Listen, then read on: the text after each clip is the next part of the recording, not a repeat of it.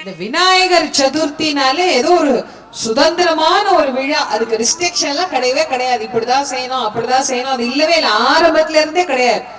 ஏன்னா பிள்ளையார் ஒரு நெருங்கின நண்பர் மாதிரி, அவர் அப்படியே நமக்கு ஒரு பக்கத்துல நமக்கு அணுக்கமா இருக்கக்கூடிய ஒரு ஆண்டவனாக நமக்கு காட்சி தரக்கூடியவர் விநாயகர். அதனால விநாயகர்னாலே எல்லாருக்கும் ரொம்ப பிடிக்கும். அது மாதிரி இந்த விநாயகர் ஆலயம் அப்படின்னு எனக்குமே உண்மையிலே ரொம்ப ரொம்ப சந்தோஷமா இருந்தது. எனக்கு இங்க இந்த பிள்ளையார பார்த்த உடனே எனக்கு முதல்ல என்னுடைய சிறு வயதுல நடந்த அந்த விஷயம் தான் எனக்கு ஞாபகத்துல வருது. அவ்வளோ ஒரு எளிமையான மூர்த்தியாக நம்முடைய மனதிலே பதிந்து போன ஒரு கடவுள் அப்படின்னா விநாயகர் பெருமான். ஆனா கருணைக்கு கொஞ்சம் கூட குறைவில்லாத கடவுள். ஏதோ எளிமையான கடவுள்னா கருணையும் அது மாதிரி ஏதோ சும்மா கொடுத்தா கொடுப்பாரு போல இருக்குது அப்படின்னா இல்ல. நம்முடைய திறத்தை தெரிந்து, நம்ம யார் அப்படிங்கறத அறிந்து, நமக்கு எப்பப்ப என்னென்ன நலனை தரணுமோ அந்தந்த நேரத்துல அதை வாரி வழங்குறதுல வள்ளலாக விளங்கக்கூடியவர். அதனால்தான் எல்லாத்துக்கும் நாயகராக விளங்கக்கூடிய தலைமைத்துவம் படைத்த அந்த விநாயக பெருமான். அந்த விநாயக பெருமானுடைய பெருமைகள்ல எவ்வளவோ எவ்வளவோ எவ்வளவோ பெருமைகளை நாம் சொல்லிக் கொண்டே போகலாம். இன்னைக்கு நாம் தெய்வத்தை வழிபடக்கூடிய இந்த நிலையை நம்ம சொல்லக்கூடிய பக்தி அப்படின்னு சொல்றோம் இல்லையா, அந்த பக்தியிலேயே பல வகையான நிலைகள் உண்டு. அதுல ஒரு 3 வகையாக சொல்லலாம். ஒன்று தேவ பக்தி, மற்றொன்று அசுர பக்தி, மற்றொன்று மனுஷ பக்தி. அப்படின்னா என்னமா? தேவ பக்தி அப்படின்னா கடவுளிடம் எதையுமே கேளாது வழிபாடு செய்த, கடவுள்கிட்ட எதுவுமே கேட்க கூடாது. ஏன் கடவுள்கிட்ட கேட்கணும் அப்படின்னு ஒரு கேள்வி என்னைக்காவது நமக்கு தோணி இருக்குதா? நீங்க எல்லாம் யோசிப்பீங்க, கோயிலுக்கு போறதே கடவுள்கிட்ட ஏதாவது கேட்கறதுக்கு தானம்மா, நீங்க என்ன கடவுள்கிட்ட எதையுமே கேட்காதுன்னு சொல்றீங்களே அப்படின்னு. கோயில்கிட்ட போய் கடவுள்கிட்ட கேட்கணும்னு ஏதாவது அவசியம் இருக்கா என்ன? குழந்தையில நாம எல்லாம் அம்மா கிட்ட எனக்கு பால் குடு பால் குடுன்னு கேட்டா அம்மா நமக்கு தாய் உட்கார வச்சு நமக்கு கிளாஸ் எடுத்தீங்க, பசிச்சா நீ என்கிட்ட சொல்லணும், அப்பதான் நான் உனக்கு பால் கொடுப்பேன், இல்லாட்டி நான் உன்னை பால் குடிக்க விட மாட்டேன். உனக்கு நீ ஏதாவது எங்கேயாவது 1 போகணும் 2 போனோம்னா நீ என்கிட்ட சொல்லணும், அப்பதான் நான் உன்னை எல்லாம் தூக்கிட்டு போய் நான் சுத்தம் பண்ணுவேன், என்கிட்ட சொல்லாம இதெல்லாம் நீ போக கூடாது அப்படின்னு ஏதாவது அம்மா நமக்கு கிளாஸ் எடுத்தாளா? கிடையாது. நாம எப்படி வேணா இருக்கலாம், சுதந்திரமா இருக்கலாம். பசிச்சா பசி வர்றதுக்கு முன்னாடியே நம்மள தூக்கி நமக்கு பால் கொடுத்து நம் பசியை போக்கக்கூடியவள் தாய். ஒரு குழந்தைக்கு பசிக்கிறதுக்கு முன்னாடியே அந்த பசியினுடைய நோயை ஒரு தாய் தீர்க்கிறாள். ஒரு பிறவிக்கு வர தாயே நமக்கு அவ்வளவு காருண்யமா இருக்கிறாள்னா, பிறவிதோறும் தாயா இருக்கிற இறைவனுக்கும் இறைவிக்கும் நம்ம மேல எவ்வளவு காருண்யம் இருக்கும், எவ்வளவு அன்பு இருக்கும். நாம போய் ஏதாவது கேட்டுதான் அவர் நமக்கு கொடுக்கணும்னு அவசியம் இருக்கா என்ன? கிடையாது. ஆனா நாங்க எப்பயுமே ஒரு அவசரம் கேட்டுருவோம், இதை கேட்போம் இதை கேட்போம், ஏதோ ஒண்ணு கேட்டா பரவாயில்ல. சில பேர் ஒவ்வொரு முறையும் ஒன்னொன்னு கேட்பாங்க. இன்னைக்கு கோயில் போகும்போது ஒண்ணு, அப்புறம் நாளைக்கு போகும்போது ஒண்ணு, அப்புறம் நாளானைக்கு போகும்போது லிஸ்ட் மாறிடும். அப்புறம் பிள்ளையாரே யோசிப்பார், நேத்து கேட்டதை கொடுக்கறதா, முந்தா நாள் ஒண்ணு கேட்டுச்சே இந்த அம்மா அதை கொடுக்கறதா, இல்ல அடுத்த வாரம் புதுசா ஏதாவது கேட்குமோ அது இது எதையாவது நம்ம மாத்தி கொடுக்கணுமோ, என்னதான் கேட்கணும் தெரியலையேன்னு கடவுளையே குழப்புற அளவுக்கு நம்ம என்ன பண்ணிருக்கிறோம், ஒரு லிஸ்ட் வச்சிருக்கிறோம். ஆளுக்கு ஒண்ணு, இதை கொடு அதை கொடு அதை கொடு. வேண்டத்தக்கது அறிவோய் நீ, வேண்ட முழுவதும் தருவோய் நீன்னு. எனக்கு என்ன வேணும்னு என்னை விட கடவுளுக்கு தான் நல்லா தெரியும். எனக்கு சரியா தெரியாது, நான் நினைச்சுக்குவேன் எனக்கு இது ரொம்ப நல்லது அப்படின்னு நானா நினைச்சுக்கிறது உண்டு. ஆனா கடவுளுக்கு மட்டும்தான் தெரியும் எனக்கு எது ரொம்ப நல்லது அப்படிங்கிறது இறைவன் ஒருவனே அறிந்திருக்கிறான். அப்ப அறிந்திருக்கக்கூடிய இறைவன் கையில் அதை விட்டுட்டா என்ன? நாங்க ஏன் அதை போய் எனக்கு அதை கொடு இதை கொடு, அவன் ஆடுறான், நம்ம எல்லாம் ஆடிட்டு போலாம், அவ்வளவுதான். ஒழுங்கா ஆடினா போதும், ஓவரா ஆடாம ஒரு ஆட்டுற மாதிரியே ஆடிட்டோம்னா கவர்மெண்ட் பேசாம இருந்துடலாம். அதை விட்டுட்டு எனக்கு அது வேணும் இது வேணும், அதை கொண்டா இதை கொண்டா, நான் அப்படி ஆகணும் இப்படி ஆகணும், ஒண்ணுமே வேண்டாம். அதாவது சொன்னார், வேண்டத்தக்கது என்னவோ அது உனக்கே தெரியும், அதை நீயே தந்துவிடு என்று இறைவனிடத்திலே எதையுமே கேளாது வழிபடக்கூடிய ஒரு உன்னதமான பக்தி நிலை. அதனால் அதற்கு தேவ பக்தி அப்படின்னு பேர். அடுத்ததா இன்னொன்னு உண்டு, அசுர பக்தி. அது அசுரர்களுக்கு மட்டும்தான் சாத்தியம். கடவுள்கிட்ட போய் ஒண்ணு கேட்பாங்க, கடவுள் அதை கொடுக்கலன்னா, கடவுளை நான் கேட்டு கொடுக்காத போது நீ தந்த உடலும் உயிர் மட்டும் எனக்கு எதுக்கு தேவை, தேவையே இல்லையே, இந்த அதை நீயே வச்சுக்கோன்னு கடவுளுக்கு தன்னுடைய உடலையும் உயிரையும் அக்னியிலேயே தாரை வார்த்து கொடுக்கிற அளவுக்கு ஒரு கடுமையான பக்தி அசுர பக்தி. அது அசுரர்களுக்கு ஒண்டிதான் சாத்தியம். அதனால அந்த பக்திக்கு பேரு என்னன்னு வச்சுட்டாங்க, அசுர பக்தி அப்படின்னு வச்சுட்டாங்க. அடுத்ததான் இன்னொரு பக்தி இருக்கு, மனுஷ பக்தி. மனுஷ பக்தினா என்னமா அப்படின்னா, இப்ப நம்ம எல்லாம் பண்றோம்ல, அதுக்கெல்லாம் பேர் தான் மனுஷ பக்தி. அப்படின்னா ஒரு கடவுள்கிட்ட கும்பிடுவோம், கிடைக்கல, அது நடக்கல அப்படின்னா அந்த கடவுளை தொல்லை பண்றதே இல்லை. அடுத்து இன்னொரு சாமிகிட்ட போய் கேட்போம், அங்கேயும் நடக்கல, அங்கேயும் கிடைக்கல, அவரையும் தொல்லை பண்றதே இல்லை. அடுத்த தெருவுல ஒரு சாமி இருக்குதான், அங்க போய் கும்பிட்டு வருவோம். அப்புறம் அங்கேயும் வேலைக்கு ஆகல, அடுத்த ஊர்ல ஒரு சாமி இருக்குதான், அது பவர்ஃபுல் காட், கும்பிட்டா எல்லாம் உடனே நடந்துருமா, 48 டேஸ்லயே நடந்துருமா, அங்க போ. அப்புறம் அங்கேயும் நடக்கல, அடுத்த ஸ்டேட்ல ஒரு சாமி இருக்குதான், வெறும் 16 நாள்ல நடந்துருமா எல்லாம். அப்புறம் அந்த ஸ்டேட் விட்டு இப்படியே போவோம். அந்த இவர் தருவார், அவர் தருவார், அவர் தருவார், அவர் தருவார்னு கடைசி வரைக்கும் ஒரு தெய்வத்தை பிடிச்சு நீ கொடுத்தாதான் ஆகணும் அப்படின்னு கேளாத ஒரு பக்தி இருக்கு பாருங்க, அதுதான் மனுஷ பக்தி.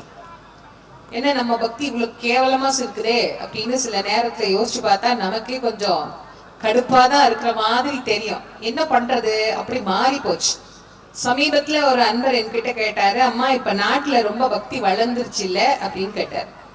நான் எதை வச்சு கேக்குறீங்கன்னு கேட்டேன். அதுக்கு உடனே அவர் சொன்னாரு, கோவில்ல நிறைய கூட்டமா வருது, எந்த கோயிலுக்கு போனாலும் கூட்டமா இருக்குது, எல்லாரும் எல்லா சாமியும் கும்பிடுறாங்க, அதனால இப்ப பக்தி ரொம்ப வளர்ந்துருச்சு இல்ல அப்படின்னு. நான் சொன்னேன், எனக்கு என்னவோ பக்தி வளர்ந்தா மாதிரி தெரியலைங்க, ஆனா நாட்டுல ரொம்ப பயபக்தி வளர்ந்துருச்சுங்க.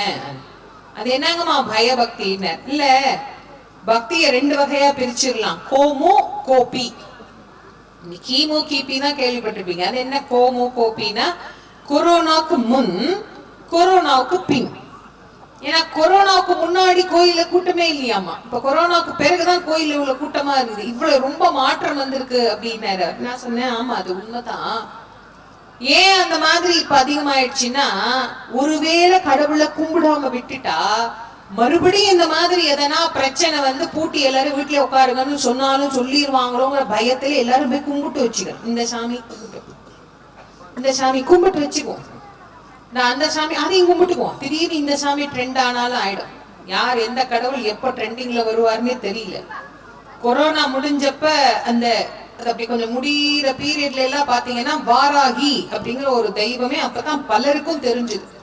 அது வரைக்கும் வாராகி நிறைய பேருக்கு தெரியவே தெரியாது. நான் முந்திலாம் நிறைய வாராகி பத்தி சொல்லுவேன். அப்பெல்லாம் கேட்பாங்க, இந்த சாமி எங்கம்மா இருக்குதுன்னு. எனக்கு சொல்றதுக்கு கோயிலே எல்லா ஊர்லயும் இருக்காது, ரொம்ப அபூர்வமா ஒரு சில இடத்துல மட்டும்தான் இருக்கும். தஞ்சாவூர்ல இருக்கும், பல்லூர்னு ஒரு ஊர் காஞ்சிபுரம் பக்கத்துல இருக்கு, அங்க இந்த மாதிரி ரொம்ப யோசிச்சு அவங்களுக்கு சொல்லிட்டு இருந்தேன். அதுக்கப்புறம் பாத்தீங்கன்னா திடீர்னு பூதாகாரமா வாராகி ட்ரெண்டிங் ஆயிட்டாங்க. எல்லாம் யார பார்த்தாலும் வாராகி வாராகி, எங்க பார்த்தாலும்.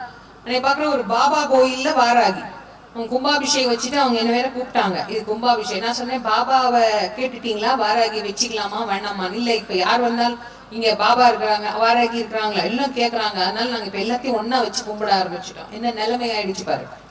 அப்படியே வாராகி அப்படியே பூதாகாரமா பெருசா வரும்போது நம்மால் அப்படியே மயில் மேல பறந்து வந்து வேகமா, அம்மா கொஞ்ச நேரம் ஈருமா, நீ கொஞ்சம் ரெஸ்ட் எடுத்துக்கோ, நான் போய் இந்த கலி உலகத்துல எல்லாத்தையும் காப்பாத்திடுறேன்னு இப்பதான் கந்த கடவுளை பல பேருக்கு கண்ணுக்கே தெரியுது. அன்னைக்கு ஒரு அம்மா என்ன சொல்றாங்க, இப்போ இப்பதானுங்க முருக வழிபாடு எல்லாம் உலகமே எல்லாருக்கும் தெரியுது, முருகன் இப்பதானுங்க எல்லாருக்கும் கொடுக்குற கடவுள்னார். எனக்கு இது வரைக்கும் ஒண்ணு வந்துருச்சு, சரி சொல்லக்கூடாதேன்னு நான் ஒன்னும் சொல்லல, அமைதியா நான் பேசாம வந்துட்டேன். நீங்க யோசிச்சு பாருங்க, முருகன் இப்பதான் வந்தாராமா, இப்பதான் முருகன் ஒரு கடவுள், பாவம் இப்பதான் புதுசா கிளம்பி வந்திருக்கிறார். நம்ம அறிவுக்கு இப்பதான் அப்படி ஒரு கடவுள் இருக்குங்கிறதே பல பேருக்கு தெரிஞ்சிருக்குது. அடுத்த தெருவுல இருக்கிற முருகன் கோயில் கூட பல பேருக்கு தெரியாது. இப்பதான் பல பேர் முருகனை கண்டுபிடிச்சு, ஓ இங்க ஒரு முருகன் இருக்கா, சந்து இண்டு இடுக்கு எங்கெல்லாம் முருகர் இருக்கிறாரோ இப்ப எல்லாம் யாரை பார்த்தாலும் முருகர் முருகர், எல்லாம் வேல் வச்சுக்கிறேன், எல்லாம் நான் பட்டை போட்டுக்கிறேன், எல்லாம் நான் முருகர் கோயிலுக்கு போறேன், முருகர் கோயிலுக்கு போறேன். இப்பதான் முருகரே கண்ணுக்கு தெரியுற. எப்போ முருக வழிபாடு ஆரம்பிச்சது, யுகம் தோன்றிய முதலில் தோன்றிய வழிபாடு. கந்த புராணம் யுகம் தோன்றிய போது முதலில் தோன்றிய, அப்ப தோன்றிய முருகனை இப்பதான் நமக்கு என்ன பண்ணுது, கண்ணிக்கே தெரியுது. என் குருநாதர் வள்ளல் வாரியார் சுவாமி அவர்கள் பல 100 ஆண்டுகள் அவங்க அப்பா அவங்க தாத்தா எல்லாம் முருக வழிபாட்டை பத்தி பேசி பேசி பேசி மக்களுக்கு சொல்லிய ஒரு விஷயம். அப்ப இப்பதான் பலருக்கு முருகன் தெரியுதுன்னா அப்புறம் கேட்கும் போது கோபமா இருக்குமா இல்லையா? நீங்க யோசிச்சு பாருங்க. நமக்கு இப்பதான் கண்ணு தெரிஞ்சு கடவுளே பாக்குறோம். ஓ இந்த கடவுளை நாங்க கும்பிட்டு வச்சு, அந்த கடவுள் அவரையும் கும்பிடுவோம், எல்லாத்தையும் கும்பிட்டு வச்சுக்கோங்கிற நிலைமைக்கு இப்ப பக்தி வந்துருச்சு. அப்ப நீங்க யோசிச்சு பாருங்க, பக்தி காரணமான பக்தியாக இருக்கிறதே தவிர அகாரணமான பக்தியாக இல்லை. அது உண்மையிலேயே எனக்கு ரொம்ப வருத்தமான ஒரு விஷயம். அது என்னன்னா காரணமான பக்தி அகாரணமான பக்தி. ஒருத்தரோட பழகுறோம்னா அதுக்கு காரணம் இருக்கக்கூடாது, அன்புதான் காரணமா இருக்கும். அப்படி அன்பு இல்லாம ஒரு காரணத்துக்கு பழகினோம்னா அந்த அந்த பழக்கம் எவ்வளவு நாள் நல்ல பழக்கமா இருக்கும் நீங்க யோசிச்சு பாருங்க. அந்த தேவை முடிஞ்சிருச்சுன்னா அதுக்கப்புறம் அந்த பழக்கத்தை விட்டுருவோம் இல்ல. இது மனிதர்களுக்குள்ள. இதே தெய்வத்துக்கும் இதே நிலைமைன்னா நீங்க யோசிச்சு பாருங்க, அது எவ்வளவு கேவலமான ஒரு செயல் அப்படின்னு. இறைவன் மீது நாம் அன்பு செலுத்துகிறோம் என்று சொன்னால் அந்த அன்பு அகாரணமான அன்பாக இருக்க வேண்டும், காரணமான அன்பாக இருக்கக்கூடாது. அகாரணமான அன்பு. ஏங்க உங்க புருஷன் உங்களுக்கு ரொம்ப பிடிக்குது தெரியல. சில பேர் என்ன சொல்லுவாங்க, என்னமோ புருஷன் ஆனதுனால பிடிச்சே ஆவணமோ என்னமோ தெரியல, பொண்டாட்டின்னு ஆனதுனால பிடிச்சே ஆவணமான்னு தெரியல, அதனால ஏதோ பிடிக்குதுன்னு சொல்லிட்டேன் அவ்வளவுதான். சரி அதை விட்டுருவோம். இந்த உதாரணம் நிறைய பேருக்கு செட் ஆகுமான்னு எனக்கு தெரியல, அதனால அதை விட்டுட்டு அடுத்த லெவலுக்கு வந்துருவோம். பிள்ளையே ஏன் பிடிக்குது, ஏதாவது காரணம் இருக்கு. நம்ம பெத்தோங்கிற காரணத்தை தவிர வேற ஏதாவது காரணம் இருக்கா? இல்ல. அது நம்மளை காப்பாத்த போகுது அதனால நாம அதை பிடிக்கும்னு சொல்றோமா? சத்தியமா அப்படி எல்லாம் யாராவது நம்பிட்டு இருந்தீங்கன்னா இப்படியே எந்திரிச்சு சேரை விட்டு வீட்டுக்கு போகும்போது அதையும் இங்கேயே விட்டுட்டே போயிடுங்க. என்ன அதெல்லாம் நம்மளை காப்பாத்தும், அது நம்மளை பக்கத்திலேயே வச்சு பாத்துக்கும், அதெல்லாம் சத்தியமா நடக்கவே நடக்காது. என்ன இந்த தலைமுறையிலேயே நடக்கல, இதுக்கு அடுத்த தலைமுறையிலேயா நடக்க போகுது? நீங்க யோசிச்சு பாத்துக்கோங்க. அவங்களுக்கும் அவங்கவுங்கதான் காப்பாத்திக்க. நம்மளை காப்பாத்திக்கிட்டா உண்டே தவிர வேற யாரையும் காப்பாற்ற முடியாது. நான் அடிக்கடி என்னுடைய வகுப்புலையும் சொல்லுவேன், நான் என்னுடைய சொற்பொழிவிலையும் சொல்லுவேன். நிறைய இடங்கள்ல நான் சொல்றது உண்டு, கணவனுக்கு மனைவிதான் துணை, மனைவிக்கு கணவன் தான் துணை. வாழ்நாள் முழுக்க இந்த ரெண்டு பேர் தான். சொத்து கித்தெல்லாம் வச்சிருந்தீங்கன்னு வச்சுக்கோங்களேன், கடைசி வரைக்கும் ரெண்டு பேருக்குள்ளேயே வச்சுக்கோங்க. இந்த சும்மா எடுத்த உடனே நான் எல்லாத்தையும் எழுதி என் பிள்ளைக்கு வச்சிடறேன், எல்லாத்தையும் என் பொண்ணுக்கு எழுதுறேன், இந்த தப்பை தயவு பண்ணி பண்ணவே பண்ணிடாதீங்க. ஏன்னா நிறைய பேர் செஞ்சுட்டு எவ்வளவு அவஸ்தப்படுறாங்க அப்படிங்கறத நான் நிறைய பாக்குறேன். நான் நிறைய பேருக்கு சொல்வேன், எதுவா இருந்தாலும் நீங்களே வச்சுக்கோங்க. பிள்ளைங்களுக்கு கொடுக்க வேண்டிய ஒரே ஒரு சொத்து என்னன்னா படிப்பு மட்டும்தான். நல்லா படிக்க வைங்க. எவ்வளவு படிக்கணும்னு பசங்க நினைக்கிறாங்களோ அவ்வளவு படிக்க வைங்க. அதுக்கப்புறம் அவங்க வாழ்க்கை அவங்க பாட்டுக்கு வாழ்ந்துட்டு போட்டோம். நாம போய் அவங்கள வழி நடத்தணுங்கிற அவசியமே கிடையவே கிடையாது. அவங்க பாட்டுக்கு வாழ்ந்துட்டு இருக்கட்டும். நமக்கு நம்ம வீட்டுக்காருக்கு நம்ம, அவ்வளவுதான். நமக்கப்புறம் நம்ம பொண்டாட்டிக்கு, நமக்கப்புறம் நம்ம புருஷனுக்கு அப்படின்னு சொத்தை வச்சுக்கோங்க. ரெண்டு பேத்துக்கு அப்புறம் பிள்ளைங்களுக்கு அப்படின்னு விட்டுருங்க, அவ்வளவுதான். அதான் கரெக்ட். இல்ல எல்லாத்தையும் கொடுத்துட்டீங்கன்னு வச்சுக்கோங்களேன், இந்த மரியாதைன்னு ஒண்ணு இருக்குது இல்ல, அதுக்கு எழுத்து கூட என்னன்னு தெரியாம போயிடும். இந்த தேவையில்லாத தலைவலி. நாளைக்கு ஒருத்தண்டு போய் ஆஸ்பத்திரிக்கு போனா 1000 ரூபாய் கொடுறா, நான் அங்க போனா 5000 ரூபாய் கொடுறா, இது எதுக்கு? தேவையே இல்லாத வம்பு. இருக்கிற வரைக்கும் நம்ம மரியாதையா இருக்கணும்னு நினைச்சோம்னா ஒரு அகாரணம் இல்லாத அகாரணமான அன்போடு பழகுகிற கணவன் மனைவி, அவ்வளவுதான். ஆனா நாங்க அதை எப்படி நினைக்கிறோம்? புள்ளதான்.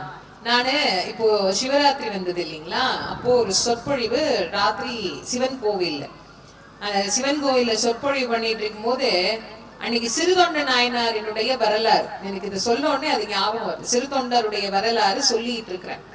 அந்த வரலாறு சொல்லும் போது அதுல அந்த மனைவியார் தன்னுடைய பிள்ளையை அடியாருக்கு கரிசமைத்து கொடுப்பதற்கு சம்மதம் தெரிவிக்கணும். அந்த காட்சி பத்தி அங்க போயிட்டு இருக்கு. அப்ப போயிட்டு இருக்கும் போது நான் சொல்றேன், ஒரு மனைவியாக அவள் கணவன் வேணுமா பிள்ளை வேணுமா அப்படின்னு யோசிப்பாளா அப்படின்னா, சட்டுன்னு கோயில்ல உட்கார்ந்துருந்த அவ்வளவு பேரும் சொல்றாங்க, நமக்கு புள்ளதாமா முக்கியம் அப்படிங்கிறாங்க. எனக்கு ஆஹா, இந்த தலைமுறையில கூட இன்னும் மக்கள் திருந்தல. அதுவும் சென்னையில ஒரு நிகழ்ச்சி சென்னை சிட்டிக்குள்ள நடந்துகிட்டு இருக்கு. அப்ப சொல்றாங்க, நமக்கு புள்ளதாமா முக்கியம். நான் கதையை நிறுத்திட்டேன். அதெல்லாம் கிடையாது. முதல்ல உங்களை தெளிய வச்சு அதுக்கப்புறமா நான் கதைக்கு போற புள்ள முக்கியமா புருஷன் முக்கியமா இப்படித்தான் நினைச்சு இப்ப இல்லற வாழ்க்கைங்கிறது பல பேருக்கு கிளாஸ் எடுக்கிற நிலைமைக்கு ஆயிப்போச்சு. என்ன வாழ்நாள்ல நமக்கு எப்போதும் துணை ஒரு ஆணுக்கு ஒரு பெண், ஒரு பெண்ணுக்கு ஒரு ஆண், கணவன் மனைவி, அவ்வளவுதான். அது இனிய இல்லறம் அப்படின்னு அழகா நமக்கு காட்டினாங்க. அதுல இருக்கக்கூடிய அன்பு எப்படி இருக்கணும்னு சொன்னாரு.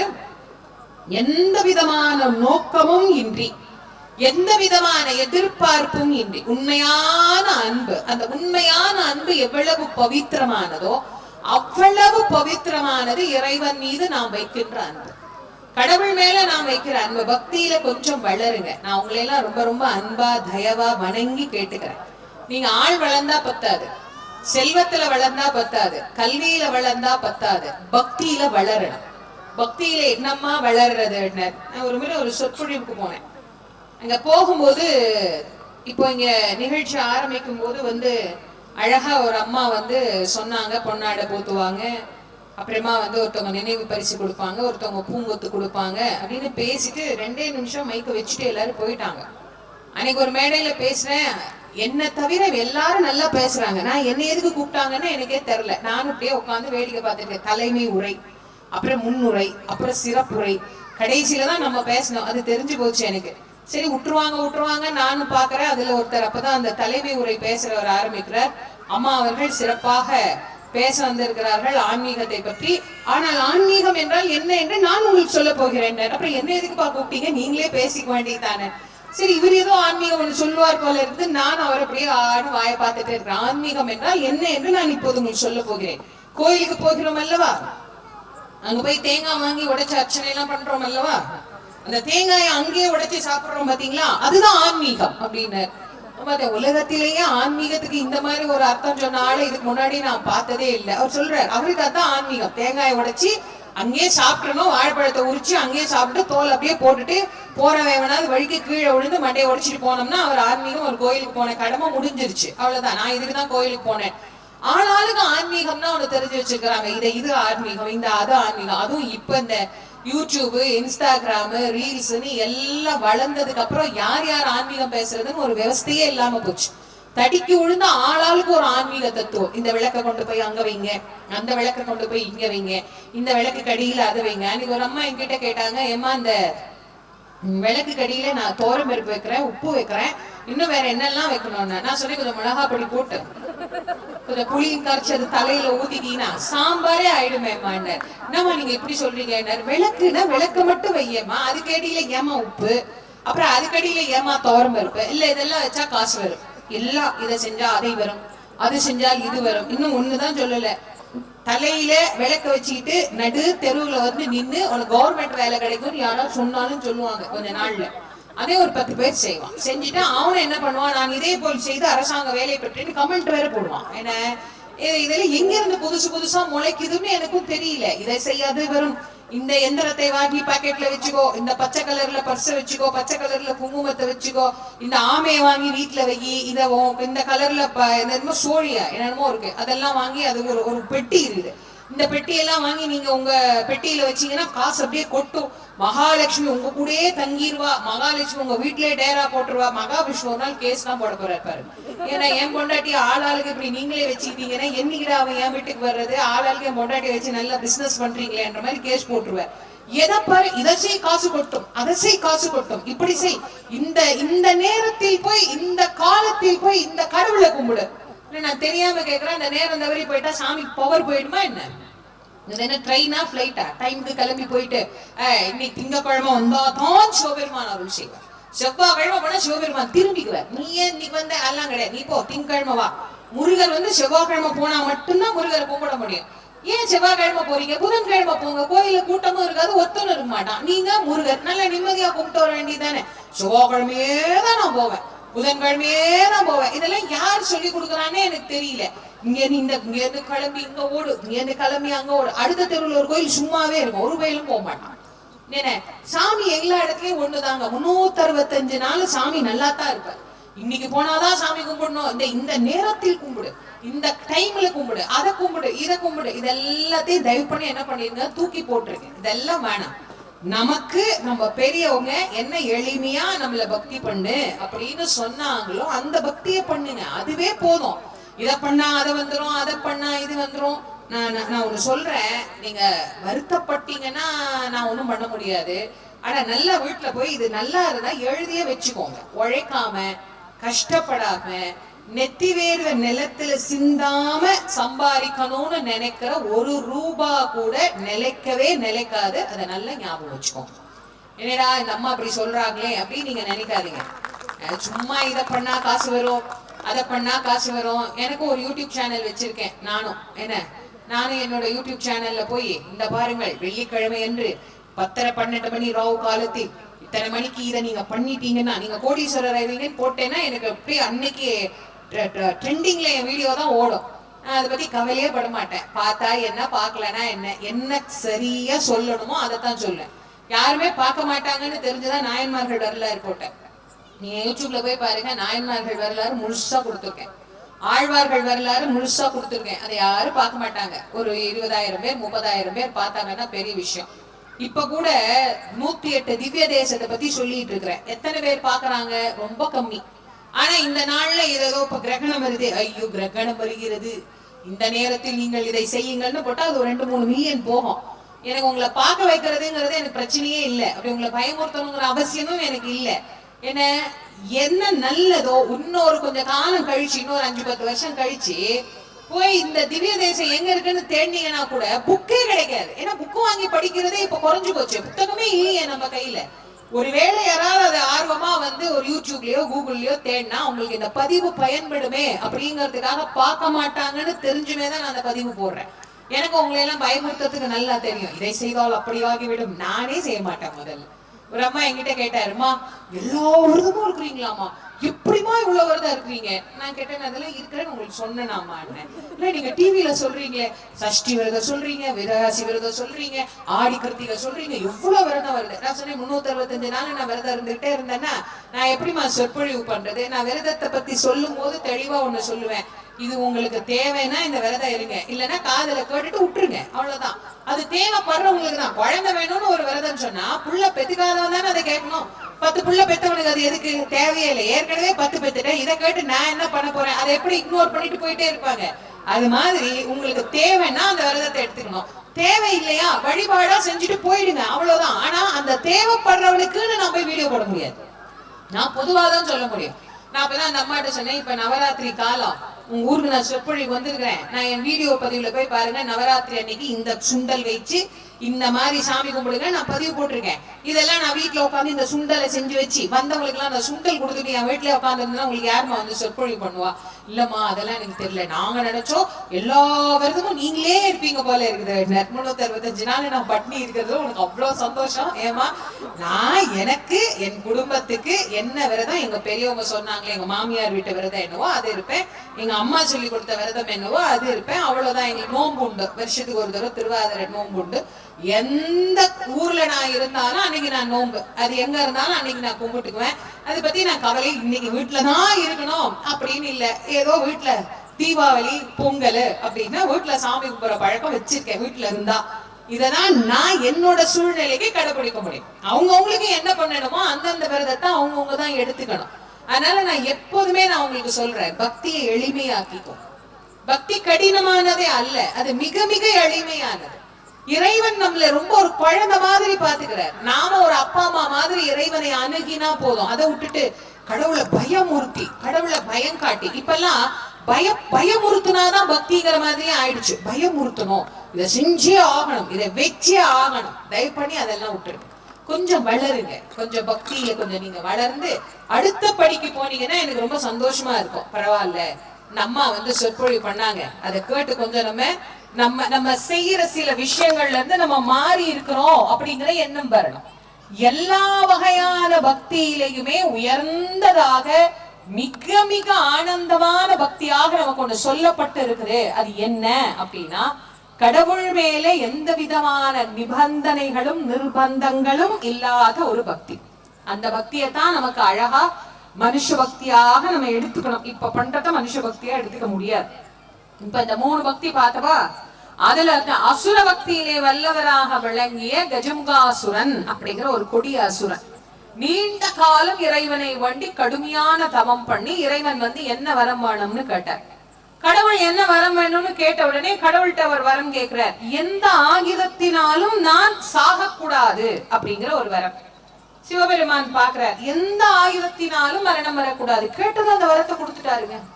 சிவபெருமான் மாதிரி ஒரு கருணையான வள்ளலே கிடையாது. ஒரு குழந்தை பால் கழுதுன்னு சுவாமி என்ன கொடுக்கணும்? பால் கொண்டு வந்து கொடுக்கணும்.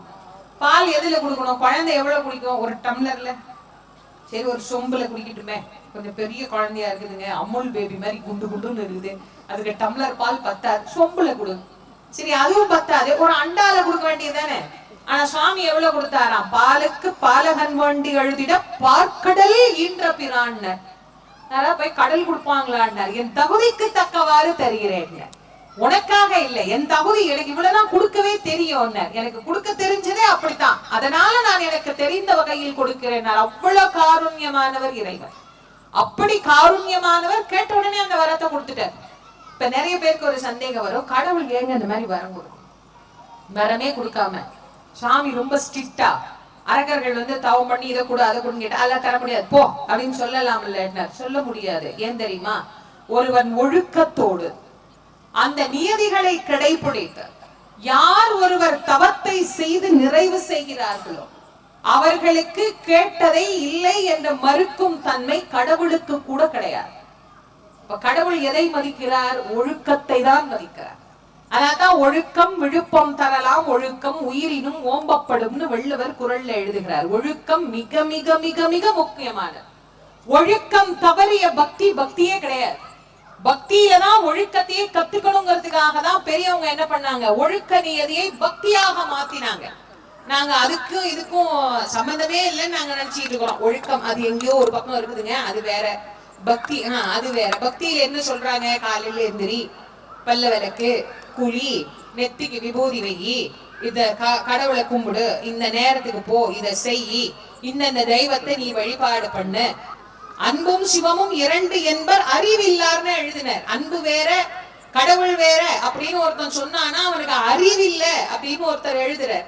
அப்போ ஒழுக்கமான வாழ்க்கையை கடைபிடி, ஒழுக்கம் தான் பக்தி அப்படின்னு காட்டினாங்க. அந்த ஒழுக்கத்தோடு ஒருவர் தவம் செய்து விட்டால் அந்த தவத்துக்கு உண்டான வலிமையே இல்லைன்னு மறுக்க கடவுளால கூட ஆகாதே. அப்ப அதுக்கு உண்டான பலனை கண்டிப்பா கொடுத்துதானே ஆகணும். அப்படி இறைவன் வரம் கொடுக்கிறதுதான் அசுரர்களுக்கு. ஆனா அதுக்கப்புறம் ஏன் அவங்களை கொல்லணும்? அவங்க அந்த வரத்தை சரியாக பயன்படுத்தினால் பிரச்சனையே இல்லையே. அவர்கள் அந்த வரத்தை தவறாக பயன்படுத்துகிற போதுதான் இறைவன் போய் அவர்களை திருத்தணும் அப்படிங்கிறதுக்காக போற. அப்படி கஜமுகாசுரன் தனக்கு கிடைத்த வரத்தை வைத்துக் கொண்டு தேவர்களை எல்லாம் கூப்பிட்டு ரொம்ப கடுமையான ஆட்சி கண்டுபிடிச்சு இப்ப எல்லாத்தையும் அது மேல கொண்டு போய் வச்சு சிலமா பரிமாற, சிலமா வச்சுட்டு போயிடுவா. இருக்கு, யார் யார் வேணுமோ அவங்கவுங்க போட்டுக்கோங்க, அவங்கவுங்க சாப்பிடுங்க, வேணா சாப்பிடும், வேணாட்டி போயிரு அப்படின்னு போயாச்சு. முன்னெல்லாம் அப்படி இல்லை. வீட்டுல எல்லாரும் ஒரே நேரத்துலதான் சாப்பிடுவாங்க. ஆம்பளைங்க எல்லாம் முதல்ல சாப்பிடுவாங்க, பொம்பளைங்க எல்லாம் அப்புறம் சாப்பிடுவாங்க. குனிஞ்சு நிமிந்து பரிமாறு. தேவர்கள்லாம் சொகுசா இருந்தவங்க. அவங்கள போய் காலையில 1008 தோப்புக்கரணம் போடுன்னு 1008 போட்டு முடிச்சுட்டு அப்பாடான்னு போய் உட்காரும் போது உச்சி மணி அடிச்சிடும்.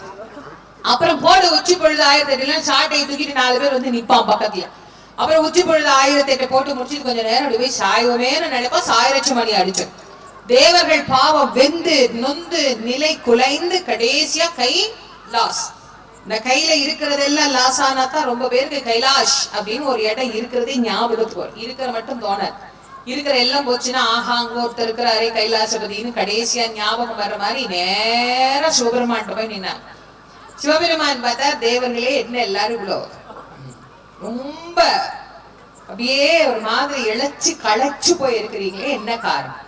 சுவாமி, இந்த கொடூரனான கஜமுகாசுரன்ட்ட மாட்டிட்டு நாங்கெல்லாம் ரொம்ப அவஸ்தப்படுறோம் சுவாமி, எங்களை காப்பாற்றணும். அப்ப சிவபெருமான் எங்க இருக்கிறார்? மந்திர சபையில எழுந்தருள் இருக்கிறார். கையில அது ஒரு பகுதி, அந்த மந்திர சபைன்னு அதுக்கு பேர். அங்க 2 மந்திரம் எழுதப்பட்டு இருக்கு. ஒன்று சமஷ்டி பிரணவம், மற்றொன்று வியட்டி பிரணவம். இந்த சமஷ்டி பிரணவத்தை சிவபெருமான் பார்த்தார், வியட்டி பிரணவத்தை உமாதேவியார் பார்த்தார். அம்மையும் அப்பனும் பார்த்த மாத்திரத்திலே 2 பிரணவமும் ஒன்றை ஒன்று மறுவ பிரணவத்திலே இருந்து பிரணவாகாரமான விநாயக பெருமான் அவதாரம் பண்ணார். விநாயகர் எதிலிருந்து வந்தார்? பிரணவத்திலிருந்து வந்தார். அவர் பிரணவத்திலிருந்து வந்தார். அவர் வருகிற போது எப்படி வந்தார்? அருணகிரி பெருமான் சொல்றார். சந்தான புஷ்ப பரிமல கங்கனி முக சரணைகள் அமிர்த பிரபா சந்திரசேகர மூஷிகாருட வெகுமோக சத்யப்பிரிய ஹாலிங்கன சிந்தாமணி கலச கரகண்டக போல திரியம்பக விநாயகன் முதல் சிவனை வலம் வரும் உலகடைய நொடியில் வரும் சித்திரக்கலாபமையிலே அப்படின்னு எழுதுற. கையிலே ஒரு தங்க குடத்தோடு அதுல சிந்தாமணி கல்பதித்த குடத்தோடு பிள்ளையார் வந்தாராம். அது ஏன் அந்த குடம்? அதுல தினம் கங்கை நீர் எடுத்து வந்து தன் தாய் தந்தையரை பூஜை செய்வார். இப்பவும் சில கல்யாணமான பசங்க அப்பா அம்மாவை எல்லாம் பூசை செய்வான். கையில என்னெல்லாம் கிடைக்குதோ அதையெல்லாம் கொண்டு உருட்டுக்கட்டை, பூரிக்கட்டை, என்ன கிடைச்சா என்ன. 300 நாள் சுமந்து பெற்ற தாய் தந்தையரை தெய்வமா மதிக்க, தாயிற் சிறந்ததொரு கோயிலும் இல்லை. நான்மணி கடிகைன்னு ஒரு நூல் இருக்கு. அது சொல்லுது கண்ணில் சிறந்த உறுப்பு இல்லை. இந்த கண் இருக்குதே, இதை விட சிறந்த உறுப்பு உடம்புலயே கிடையாதுன்னு எழுதுது. கண்ணிற் சிறந்த உறுப்பு இல்லை. கொண்டானின் துண்ணிய கேளி பிறர் இல்லை. ஒரு பெண்ணுக்கு கணவனை விட சிறந்த உறவு கிடையவே கிடையாதுன்னு எழுதுது. ஈன்றாளின் என்ன கடவுளும் இல்லை. தாயாரை விட உயர்ந்த கடவுள் எந்த உலகத்திலேயும் இல்லைன்னு அது சொல்லுது. 1000 முறை கங்கையில நீராடிய புண்ணியம், பலாயிரம் முறை சேது தீர்த்தத்துல நீராடிய புண்ணியம், இத்தனையும் தாய் தந்தையரை ஒரு தரம் கும்பிட்டா வருமா. பூர்பதச்ச சக்ஷேன கங்கா ஸ்நான அகிர்தானுஜாஹா சேத்து ஸ்நான ஸ்ததாவர்த்தி தத்பலம் மாதுவந்திரனே. பத்ரகிரியார் எழுதுறார். 300 நாள் சுமந்து பெற்ற தாய் தந்தையை கும்பிட்டா என்ன பலன் வரும் தெரியுமா? 1000 முறை கங்கையில போய் குளிச்ச புண்ணியம். 1000 முறை கங்கைக்கு போக முடியுமா?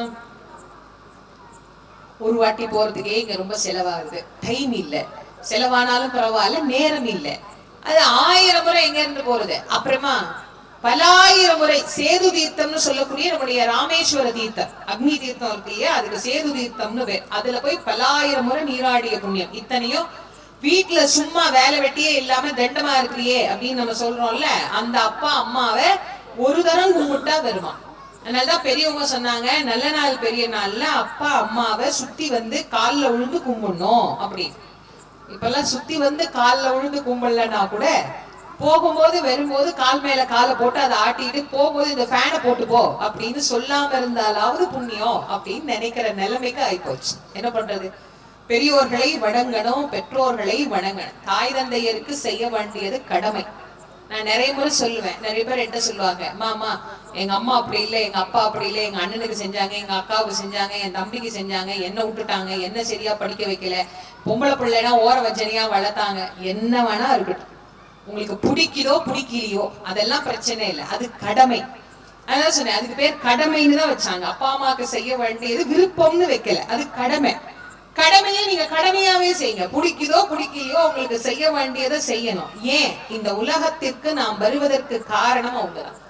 தெரிஞ்சோ தெரியாமலோ ஏதோ ஜென்மாந்திர வினையின் பலனால் நாம் பிறவி எடுக்க வேண்டும் என்றாலும் அந்த பிறவிக்கு காரணமாக ஒரு துணையாக இருந்து நம்மளை ஒரு உடம்பாக்கி நம்மளை இந்த பூமிக்கு அனுப்பி நம்மளை பாத்துக்கிற வரைக்கும் நம்மளை பார்த்து நம்மளை காப்பாத்தி நம்மளை சௌக்கியமா இந்த உலகத்துல உலாவ வச்சிருக்கிறாங்களே, அப்ப அந்த தாய் தந்தையருக்கு செய்ய வேண்டியது கடமை தானே. விநாயக பெருமானை உலகமே முதல் தெய்வமாக வழிபடுகிறது. அதுக்கு என்ன காரணம்? சிவபெருமானுக்கு அவர் புள்ள தானே, அப்ப முதல்ல சிவனைத்தானே கும்பிடணும். அம்பாளுக்கு புள்ள தானே, அப்ப அம்பாளைத்தானே கும்பிடணும். அதெல்லாம் செய்யாம எந்த பூஜை பண்ணாலும் முதல்ல பிள்ளையார கும்பிடுறாங்களே, அது காரணம் என்ன? அவர் அன்றாடம் அப்பா அம்மாவை கும்பிடுறதுதான் காரணம். அவர் தாய் தந்தையை உலகம் என நினைத்ததுதான் காரணம். அவருக்கு அப்பா அம்மா தான் உலகம், எல்லாமே அவங்கதான். அதனால்தான் அவர் அன்றாடம் கங்கை நீர் கொண்டு வந்து தாய் தந்தையரை வணங்கி அபிஷேகம் பண்ணி ஆராதனை பண்ணி வணங்குவாராம். அப்ப நீங்க யோசிச்சு பாருங்க, ஒரு தெய்வத்தை நான் வணங்குகிறேன் என்று சொன்னால் அந்த தெய்வம் என்ன சொல்லுகிறது என்பதை தெரிந்து கொண்டு அந்த தெய்வ வழிபாட்டை செய்யும். போகும்போது வரும்போதும் பாக்குற மாதிரி பிள்ளையார் வச்சாங்களே, ஏன் வச்சாங்க? பிள்ளையார மட்டும் கொண்டு போய் ஒரு கர்ப்ப கிரகத்துக்கு உள்ளே வச்சு 4 நிலை கோபுரத்தை தாண்டி அப்புறமா அங்க கடந்த அப்படிலாம் இல்ல. இப்படி சந்தையில போய் இப்படி திரும்பினோடனே ஒருத்தர் ஒழுங்கா வீடு கட்டலைன்னா வாசல்ல ஒரு பிள்ளையார் வச்சிருப்பாரு. பிள்ளையார் மட்டும் இந்த சர்வரோக நிவாரணி மாதிரி. இந்த வீட்டுல வாஸ்து பிரச்சனை, இதை இந்த செவுத்த இடி அதை அங்க வை, பாத்ரூமை வந்து கிச்சனை பாத்ரூம் ஆக்கு, டாய்லெட்டை தூக்கி பின்னாடி போடு, பெட்ரூமை தூக்கி முன்னாடி போடு, வீட்டையே மாத்திடுவா. இது வாஸ்து சரியில்லை, அது சரியில்லை, இது சரியில்லை, இதெல்லாம் பண்ண முடியுமா? சொந்த வீடு இடிச்சிட்டு பண்ண வசதி இருக்கு, பண்ணுவான். சொந்த வீடு இல்ல வாடகை வீடு, நீங்க எதை எங்க கொண்டு மாத்துவீங்க? ஒண்ணும் வழி இல்லை. அந்த மாதிரி எல்லாம் அது சரியில்லை, இது சரியில்லை, வீட்டுல அந்த பிரச்சனை இந்த பிரச்சனை. தெருக்குத்து வீடுன்பாங்க. இந்த தெருக்குத்துல வீட இருந்தா வாங்க மாட்டாங்க, வீடு இருந்தா வாங்க மாட்டாங்க. தெருக்குத்து வீடு, இது பிரச்சனை, அது ஒன்னும் கவலையே படாதீங்க. வாசல்ல கொண்டு ஒரு பிள்ளையார வச்சுட்டா வேலையே முடிஞ்சுது. நாம வீட்டுக்குள்ள நுழையும் போது நம்ம பார்வை ஒரு பிள்ளையார் மேல படணும், அவ்வளவுதான். ஒரு பிள்ளையார வச்சுட்டீங்கன்னா எந்த தோஷமும் அந்த வீட்டுக்கு கிடையாது. தெருவுக்கு தெரு பிள்ளையார் இருப்பார், முக்குக்கும் இருப்பார், சந்து திரும்புற இடத்துல எல்லாம் பிள்ளையார் இருப்பார். ஏன் எங்க பார்த்தாலும் பிள்ளையார காட்சி பொருளா வைக்கிறாங்க?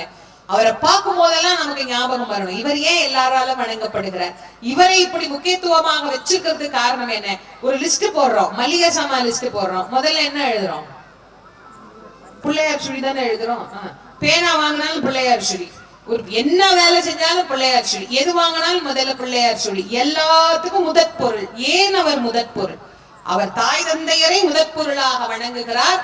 யார் ஒருவர் தாய் தந்தையரை தெய்வமாக நினைத்து அவர்களுக்கு செய்ய வேண்டிய கடமையை சரியாக செய்கிறார்களோ அவர்களை இந்த உலகம் முதல் இடத்தில் வைத்து பூஜிக்கும் என்பதை காட்டுவதற்காகத்தான் விநாயக பெருமானை முதற்கடவுளாக நமக்கு காட்டுறாங்க. அப்ப எவ்வளவு ஒரு எளிமையான கடவுள். இதுல இருந்தாவது பிள்ளைங்க அப்பா அம்மாவை ஏதோ நல்ல நாள் பெரிய நாள் ஏதோ பண்டிகை நாள்னா வணங்குவீங்க அப்படின்னு நான் நம்புறேன். ஏதோ கொஞ்சம் கொஞ்சம் மாறணும்ல, ஏதோ ஒரு நாள் அப்பா அம்மாவை கும்பிடணும். அது முந்தி எல்லாம் இந்த தீபாவளிக்கு பொங்கலுக்கு நல்ல நாள் பெரிய நாளைக்கு எல்லாம் துணி கொடுப்பாங்க, புது துணி கொடுப்பாங்க. அதுக்குன்னே உட்காந்துருப்போம், எப்படா விடியும் எப்படா விடியும் எப்படா விடியும்னு பார்த்துக்கிட்டு.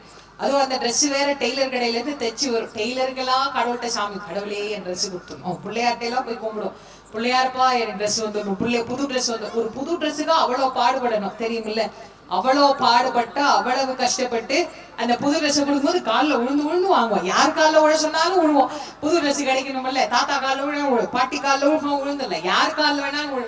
இப்பெல்லாம் நீங்க யாருக்கிட்டையாவது புது ட்ரெஸ் வச்சுக்கிட்டே காலில் உழுந்து வாங்கிக்கடானே, என்னதே காலில் விழுந்து ட்ரெஸ் வாங்கணும், வேணாம் நீயே வேணா வச்சுக்கோ வேணாம். இப்ப புது ட்ரெஸ்ஸுக்கு மரியாதையே இல்லாத போச்சு. நீ எல்லாம் ஓரளவுக்கு எனக்கு தெரிஞ்சுட்டு நான் கண்ணுல பார்க்கும்போது ஒரு 40 50 அந்த வயசை தாண்டினவங்க எல்லாம் இங்க நிறைய பேர் இருக்கிறீங்க. உங்க வயசுல சின்ன வயசுல ஒரு 8 10 வயசுக்கெல்லாம் நீங்க யோசிச்சு பாருங்க. அதுக்கும் வயசானவங்க எல்லாம் கூட இருக்கிறீங்க. நான் என் வயசு அப்படி ஒட்டி கொஞ்சம் சொல்லிட்டா நல்லா இருக்கும்ல, அதனால சொல்றேன். கொஞ்சம் அப்படி யோசிச்சு பாருங்க. புது ட்ரெஸ் அப்படின்னா வருஷத்துக்கு எத்தனை கிடைக்கும்? 1, அதிகபட்சம் 2, ரொம்ப வசதி இருந்தா 3. இந்த அம்மா பின்னால 3ன்னாங்க. ரொம்ப வசதியா இருந்தா 3. பிறந்த நாளைக்கு ஒண்ணு எடுத்துருவாங்க. அதுவே வசதி கம்மியா இருந்ததுன்னு வச்சுக்கோங்களேன், யூனிஃபார்மே பிறந்த நாள் ட்ரெஸ் ஆயிடும். சரியா? உண்மை. அதுக்கப்புறம் ஊர்ல ஏதாவது பண்டிகை அப்படின்னா கட்டாயம் எல்லாரும் புதுசு போடுவாங்க. ஏதோ ஒரு பண்டிகை, அம்மன் கோயில் பண்டிகை அந்த மாதிரி எல்லாம் இருந்ததுன்னா 1. ஆக மொத்தம் ஒரு வருஷத்துக்கு 2 ட்ரெஸ் புதுசு கிடைக்கிறதே பொருசு. அந்த புதுசை எடுத்து அதை வேற பத்திரமா வச்சு, அது எப்படா பொழுது விடியும் தீபாவளிக்கு போட்ட ட்ரெஸ்ஸை ஸ்கூல்ல கூட்டி இந்த பிள்ளைங்கள்ட்ட எல்லாம் காட்டணுமே, உடஞ்சு போன முறுக்கு உதுந்து போன அதிரசம் எல்லாத்தையும் ஒரு பையில போட்டு எடுத்துக்கிட்டு நாங்களும் தீபாவளி கொண்டோம் பாருங்க எங்க புது சொக்காவை, அது வேற பட்டாசு வெடிச்சு 4 ஓட்டையாக்கி வேற வச்சிருப்போம். இது எல்லாத்தையும் எடுத்துட்டு போய் காட்டின காலம் எல்லாம் இன்னைக்கு மலையேறி போச்சு. அதெல்லாம் அந்த ரசனை எல்லாம் இல்லவே இல்லை. புதுசை போட்டுட்டு ஜிங்கு ஜிங்கு ஜிங்கு ஜிங்குன்னு ஓடுவோம். தாத்தா 5 ரூபா கொடுப்பாரு, பக்கத்து வீட்டு பாட்டி 2 ரூபா கொடுக்கும், மாமா அம்மா யாராவது வந்தாங்கன்னா காலில் விழுந்தோம்னா ஒரு 5 ரூபா கொடுப்பாங்க. பண்டிகைக்குன்னே வசூல் பண்ணுவோம். அவ்வளவுதான் காசு, வேற காசே கிடையாது. யாரும் காசே கொடுக்க மாட்டாங்க. என்ன அந்த ட்ரெஸ் மேல அவ்வளவு பிரியம். இப்ப எல்லாம் பிள்ளைங்க அப்படியா ட்ரெஸ் எடுக்குது, எல்லாம் கடைக்கு போகுது, ஆளுக்கு ஒரு வண்டியை தள்ளிட்டு போகுது, எல்லாத்தையும் எடுத்து இப்படி போடுது. நம்மளும் நோகாம எல்லாத்தையும் பில்ல போட்டு கொண்டு வந்து கொடுத்தா அது பீரோவை திறந்தோம்னு வச்சுக்கோங்களேன், குற்றால அருவி மாதிரி உள்ள இருந்து கொட்டுது. அதுல அது ஒன்ன உருவி அதை ஒன்ன மாட்டிட்டு மிச்சத்தை இப்படி எடுத்து சுருட்டி இப்படி உள்ள வச்சு இப்படி கதவை இப்படி சாத்திட்டு வந்துருது. இதுங்களுக்கெல்லாம் புது ட்ரெஸ் அருமை எங்க இருந்து தெரியும்? அண்ணன் விளையாடி அக்கா விளையாடின பொம்மை நமக்கு வரும். அது உடைஞ்சும் தொலையாது. அந்த பொம்மை புதுசும் கிடைக்கவே கிடைக்காது. அது உடையவே அந்த காலத்துல பொம்மை எல்லாம் அப்படி தயாரிச்சான், உடையவே உடையாது. அக்கா போட்ட பாவடை, அண்ணன் போட்ட பேண்ட், அக்கா படிச்ச புக்கு புதுசு. அது இந்த கடைசியா பிறந்ததுங்களுக்கு எல்லாம் சுத்தம் ஒண்ணுமே கிடைக்காது, எதுவுமே புதுசு கிடையாது. எல்லாம் பழச வத்தியே ஒப்பேத்தி தள்ளிடுவாங்க. என்ன அப்படியெல்லாம் இருந்தது. ஆனா இன்னைக்கு பிள்ளைங்களுக்கு நம்ம அதுல ஒரு டைலாக் வேற சொல்லிக்குவோம், நான் பட்ட கஷ்டம் என் பிள்ளைங்க படக்கூடாது. இந்த மாதிரி யாராவது டைலாக் சொன்னீங்கன்னா அதையும் தயவு செஞ்சு இன்னையோட மறந்துருங்க. ஏன் நாம மட்டும் கஷ்டப்படணும், அது மட்டும் என்ன சொகுசு? நாம பட்ட கஷ்டம் பிள்ளைங்க படக்கூடாதுன்னா எதுல படக்கூடாது? சாப்பாட்டுல படக்கூடாது. எப்பவுமே பிள்ளைங்களுக்கு சாப்பாட்டுல வறுமை தெரியவே கூடாது. நல்ல சாப்பாடு கொடுக்கணும்.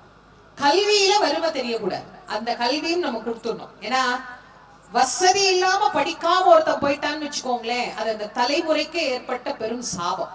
கல்வி எப்படிப்பட்டாவது, அதனாலதான் சொன்னார் பிச்சை எடுத்தாவது படிக்க வையினர். இப்படியாவது பிள்ளைங்களுக்கு படிப்புல வறுமை தெரியக்கூடாது.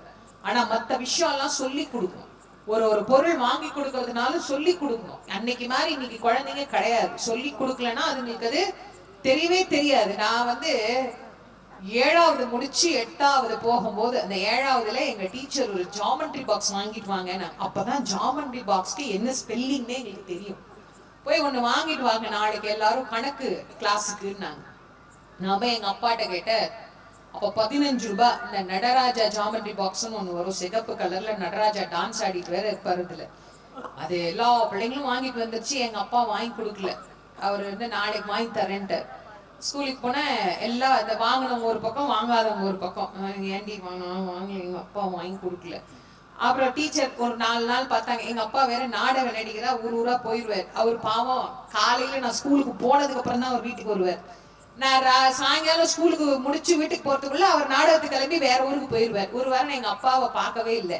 அப்புறம் எங்க அம்மாட்ட இப்படியோ சொல்லி அடம் பிடிச்சி எங்க அப்பா வேற வந்து, நான் இன்னைக்கு கணக்கு டீச்சர்ட்ட கேட்டுட்டு தான் வாங்கி கொடுப்பேன். இது வேற என்னமோ நான் என்னமோ இந்த ஜாமெட்ரி பாக்ஸ் வச்சு புதுசா ஏதோ நான் படிச்சிட மாதிரி. ஒண்ணு தெரியாது, டீச்சர்ட்ட கேட்டுட்டு தான் எல்லாம் செய்யணும். அவர் நேரம் வந்து டீச்சர் வேற கேட்டார், ஜாமெட்ரி பாக்ஸ் வாங்கி கொடுக்க சொன்னீங்களாமா?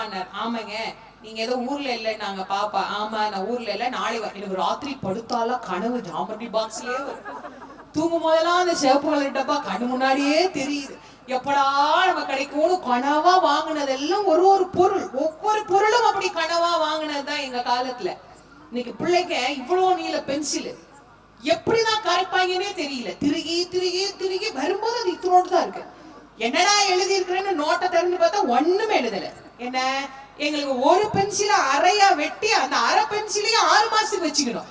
அதை வேற கரைச்சா நீ என்ன நோட்லயும் ஒண்ணுமே எழுதல, ஒண்ணு எழுதாத, உனக்கு எதுக்கு இவ்வளவு பென்சில்லாம் திட்டுவாங்க. எல்லாம் மாறிடுச்சு. ஆனா நாம் பட்ட கஷ்டம் என் பிள்ளை படக்கூடாது. பிள்ளைகளுக்கு வறுமை தெரியணும், பெற்றவர்கள் என்ன கஷ்டப்படுறாங்கன்னு தெரியணும். தெரியாததுனாலதான் பல பிள்ளைங்க படிப்பை ஒழுங்கா படிக்காம ஊர் சுத்தி தெரியுது.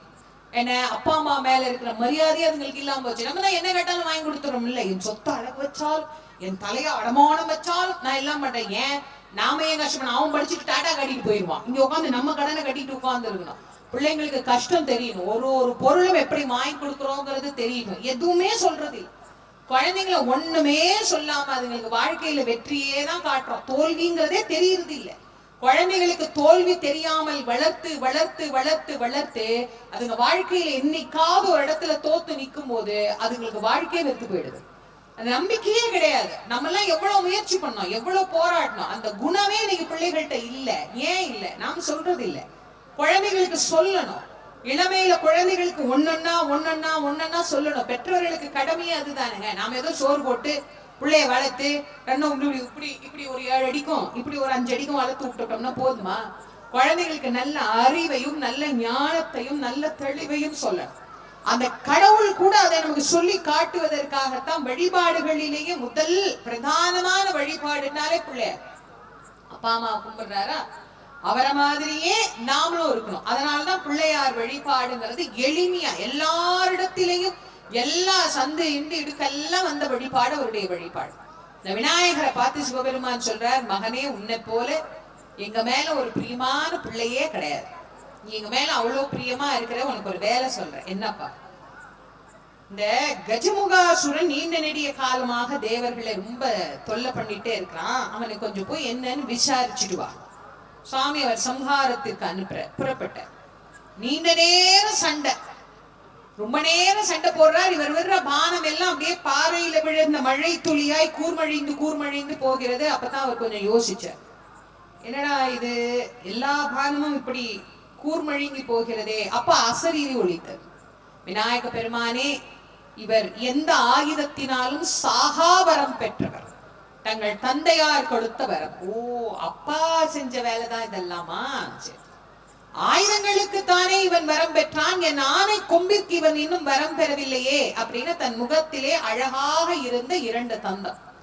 யானைக்கு தந்தம் அழகு, மயிலுக்கு அதனுடைய தோகை அழகு, சேவலுக்கு கொண்டை அழகு, பெண்களுக்கு கூந்தல் அழகு, ஆண்களுக்கு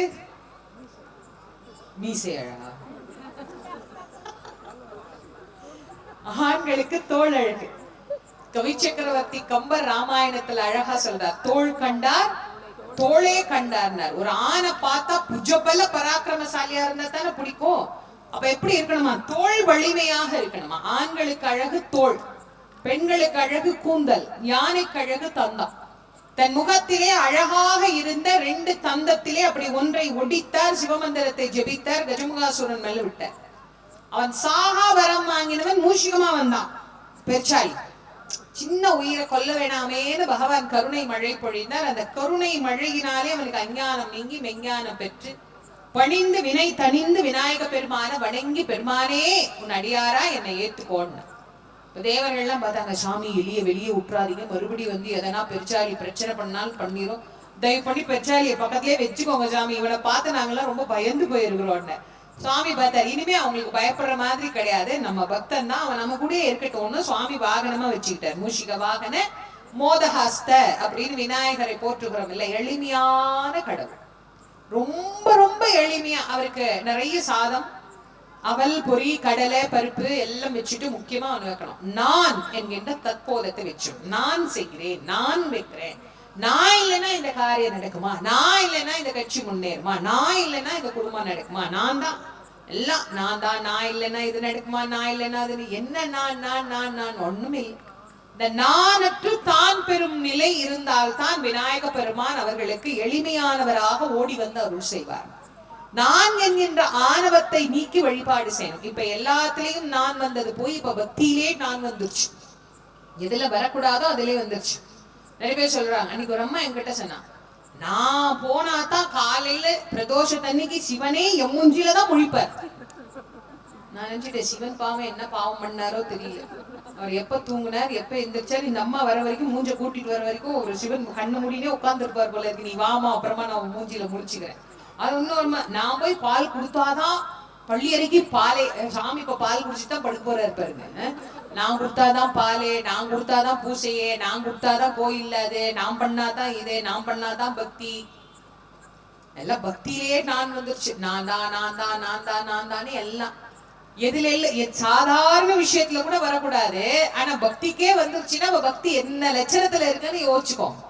நான் தான் சொல்றேன், தெய்வத்தை வழிபடுகிற போது அந்த ஆணவத்தை குறைக்கணுங்கிறதுக்காகத்தான் தேவாதி தேவர்கள்லாம் வந்து இந்த கஜமுக சோரனை கொன்னதுக்கு அப்புறம், சம்ஹாரம் பண்ணினதுக்கு அப்புறம் அப்படியே சின்னதா எளியா அப்படி சுவாமி பக்கத்துல நின்னானா, தேவர்கள்லாம் வந்து, சுவாமி என்ன இல்ல இவ்வளவு நாள் இவனுக்கு பயந்துட்டு போட்ட தோப்பு கர்ணத்தை எல்லாம் இனிமே நாங்க உங்ககிட்ட போறோம், ஏன்பா, இல்ல ஒரு நன்றி கடனுக்கா. ஓ அப்படியா, அப்ப இனிமே 3024 போட வேணாம் தானே உங்களை காப்பாத்தினேன், அதையே எதுக்கு எனக்கு போடுறீங்க, என்னை வழிபடுற போது 3 முறை போடுங்க போதும். ஆனா இல்லைன்னா பிள்ளையாருக்கு 3 தரம். ஏன், நம்ம ஆணவம் குறையணும், நான் என்கின்ற அகந்தை குறையும். இப்படி தலையில குட்டிக்கணும், இப்படி காதை பிடிச்சு இழுத்து தோப்புகரணை போட தலையில கொட்டுறோம் இல்லையா, இந்த இடத்துல கொட்டுவதனாலே நம்முடைய பிறவாமை, முன்னாடி நிறைய பிறவிகள் எடுத்து எடுத்து எடுத்து எடுத்து இப்ப பிறவாமைன்னு ஒண்ணு கேட்டுக்கிட்டே இருக்கணும்ல, அந்த பிறவாமையை பெறுவதற்கு உண்டான நலனை அருளக்கூடிய நிலையை இது தூண்டிவிடும். இந்த குழந்தைகளுக்கு எல்லாம் உடம்பு சரியில்லைன்னு வச்சுக்கோங்களேன், வாந்தி எடுக்கும்.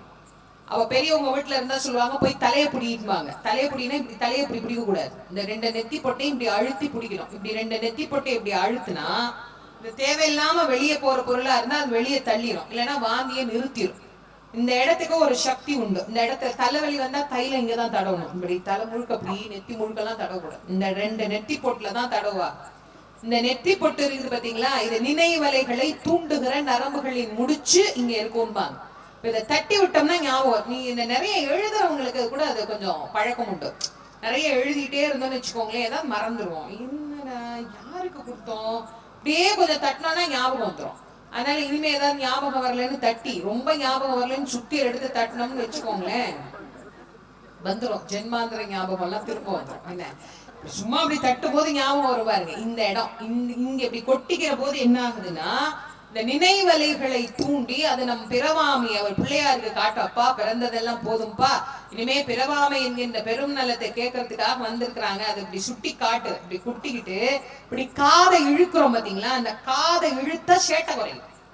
முந்தையெல்லாம் ஆசிரியர் மாணவர்கள் எல்லாம் சரியா படிக்கலன்னா என்ன பண்ணுவாங்கன்னா, காதை பிடிச்சு திருவுவாங்களாம். காதை திருவுவாங்க வாத்தியார், இல்லைன்னா 100 தோப்பு கரணம் போடு அப்படின்னு பனிஷ்மெண்ட் கொடுப்பாங்க.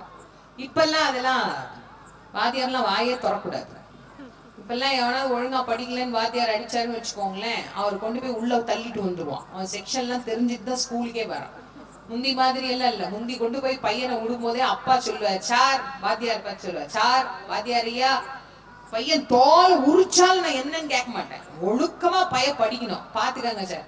குருட்டு பையில கூட வச்சு நான் சோறு போட்டுருவேன். ஆனா ஒழுக்கம் இல்லாத பையில நான் வீட்டுல வச்சுக்க மாட்டேன். பையில ஒழுக்கமா படிக்க சொல்லுங்க சார். தோலை உரிச்சாலும் சார் என்ன ஒண்ணும் கவலையே இல்லை சார். யார் வந்து எங்க வீட்டுல இருந்து கேள்வியே கேட்க மாட்டாங்க சார். இப்பெல்லாம் அப்படியா ஸ்கூலுக்கு அனுப்புறோம் பிள்ளைங்கள? இப்பெல்லாம் வாத்தியார் தான் பயந்துட்டு போய் கிளாஸ். முன்னெல்லாம் வந்து ஆசிரியர்கள் உட்கார்ந்து பாடம் சொல்லி தந்தாங்க. மாணவர்கள்லாம் நின்றுகிட்டு கையை கட்டிட்டு பாடம் படிக்கணும். இப்பெல்லாம் அப்படி இல்லை. இப்பெல்லாம் வந்து மாணவர்கள் உட்கார்ந்துதான் படிக்கணும். மாணவர்கள் நின்றுட்டு தான், ஆசிரியர்கள்லாம் நின்றுட்டு தான் வந்து கிளாஸ் எடுக்கிறாங்க. என்ன பண்றது, எல்லாம் காலம் தலைகீழ மாறி போச்சு. அப்பெல்லாம் ஆசிரியர்களுக்கும் அவ்வளவு மரியாதை. வாத்தியார் ரொம்ப பையன் படிக்கலைன்னா காதை பிடிச்சி இப்படி துருகுவார். ஏன் அகங்காரம் குறையும், இந்த சேட்டை குறையும். நாமளே நம்ம காதை இழுக்கிறதுனால நம்முடைய அகங்காரம் குறையும். இந்த காது அவ்வளவு உயர்ந்த உறுப்பு. இந்த காது பாருங்க ஓங்காரத்தினுடைய வடிவம். இறைவன் நமக்கு ஓ போட்டு ஒரு மா போட்டு அனுப்பிச்சுடுவார். அதுக்கு புள்ளி வைக்கணும். இந்த புள்ளி வைக்கிறதுக்கு தான் நம்ம காது குத்துறோம். காது ஏன் குத்துறோம்? டிசைனா கம்மல் போடலாம். காது ஒரு வாட்டி தான் குத்தணும், தெரியுமில்ல? சில பேர் வரிசையா குத்தி இருப்பாங்க. இங்க குத்தி இங்க குத்தி இங்க குத்தி இங்க ஒண்ணு குத்தி, அப்புறம் மேல இருந்து கீழே ஒண்ணு வரும். இங்க ஒரு ஆண்டனா போகும், ஒரு ஒயர் ஒண்ணு தொங்கும், ஒரு டிஷ் ஒண்ணு இருக்கும், ஒரு கொடை ஒண்ணு இருக்கும். பயங்கரமா இருக்கும், காது ஃபுல்லா இருக்கும். சில காதை பார்த்தா பரிதாபமா இருக்கும். எப்படித்தான் இந்த அம்மா படுப்பாலோ தெரியல, அவ்வளவு இருக்கும் காதுக்குள்ளேயே. என்ன ஏதோ விற்கிறதுக்கு கடை இருக்கு, வாங்கி கொடுக்க வீட்டுக்காரர் இருக்கிறாரு, இத்தனையா காதுல மாட்டுறது? காது ஒரு இடத்துலதான் குத்துவாங்க. ஆண் பெண் எல்லாருக்கும் கண்டிப்பா காது குத்துவாங்க. ஏன் காது குத்துறாங்க? ஓம் என்கின்ற வடிவம் பூர்த்தி ஆனால் தான் இந்த உடல் எரிப்பதற்கு தகுதியானதாக மாறும். முன்னெல்லாம் சுடுகாட்டுல ஒரு பொணம் வந்ததுன்னா அதை எரிக்கிறதுக்கு முன்னாடி வெட்டியா அது காது குத்தி இருக்கான்னு பாப்ப. குத்தலைன்னா அதுக்கு சில சடங்கு பண்ணி பிணத்துக்கே காது குத்துவாங்க. குத்தி தான் எரிப்பாங்க. இப்பெல்லாம் காது குத்துனா என்ன, காது குத்தலைன்னா என்ன, காதே இல்லைன்னாலும் பரவாயில்ல, நீ காசை கொடு வேலையை முடிக்கிறேங்கிற நிலைமைக்கு வந்தாச்சு. அப்பெல்லாம் அப்படி இல்லை. அந்த காதுல ஒரு ஓட்டை இருக்கணும், அந்த துளை இருக்கணும். அதுக்காக தான் ஆண் பெண் எல்லாருக்கும் கண்டிப்பா காது குத்துறது. நமக்கு இப்ப ஏதோ ஜிமிக்கி மாட்டுறதா, நம்ம அது ஏதோ டிசைனா வச்சிருக்கிறோம், அது அழகுக்கு குத்துறது. இந்த ஓம் அப்படிங்கிற வடிவம் பூர்த்தியா. அப்ப இந்த காதை அப்படி பிடிச்சு இப்படி இழுக்கிற போது அந்த அகங்கார எண்ணங்கள் அன்றாடம் நமக்கு குறையும். அன்றாட மனசுல நான் நான் நான் நான் அந்த ஏறுறது குறைஞ்சிக்கிட்டே இருந்ததுன்னா நானற்று தான் பெற்று எல்லாம் இறைவன் செயல், எல்லாம் சிவன் செயல். என் செயல் ஆவது யாது ஒன்றும் இல்லை இனி தெய்வமே, பிறப்பதற்கு முன் செய்த தீவினை இவ்வினை வந்து உண்டதுவே. எவ்வளவு அழகா எழுதுறாங்க. என் செயல்னு ஒண்ணுமே கிடையாது. நான் என்ன செய்ய முடியும்? இந்த கையை அப்படி தூக்கிறதுக்கு கூட அவன் அருள் வேணும். அவன் அருள் இல்லைன்னா ஒண்ணும் நடக்காது. என்ன ராத்திரி தூங்கும் போது எல்லாம் பிளான் எல்லாம் பண்ணி வச்சுட்டு தூங்குவார். காலையில சார் எந்திரிச்சு வரல, என்ன பண்றது? யார்கிட்ட போய் கேட்பீங்க? சார் ஒரு ராத்திரி சொன்னாரு. ஏப்பா ராத்திரி சொன்னாருதாப்பா, காலையில எந்திரிச்சு வரல, யார்கிட்ட போய் கேட்ப? தெரியாது. எதுவுமே என் கையில இல்லாத போதே மனுஷன் இந்த ஆட்டம் எல்லாம் கையில இருந்தா எப்படி இருக்கும் யோசிச்சு பாருங்க. ஒண்ணுமே இல்லை. அப்போ இந்த நான் என்கின்ற நிலையை முற்றிலுமாக மாற்றுவதற்கு தான் பிள்ளையார பார்த்தா தோப்புகரணம் போடணும். எனக்கு அது கூட ஒரு பெரிய வருத்தம் உண்டு. இப்பெல்லாம் தோப்புகரணமே யாரும் போடுறதே. முந்தையெல்லாம் எல்லாம் பிள்ளையார் கோயில தோப்புகரணம் போடுவாங்க. இப்பெல்லாம் யாராவது தோப்புகரணம்னா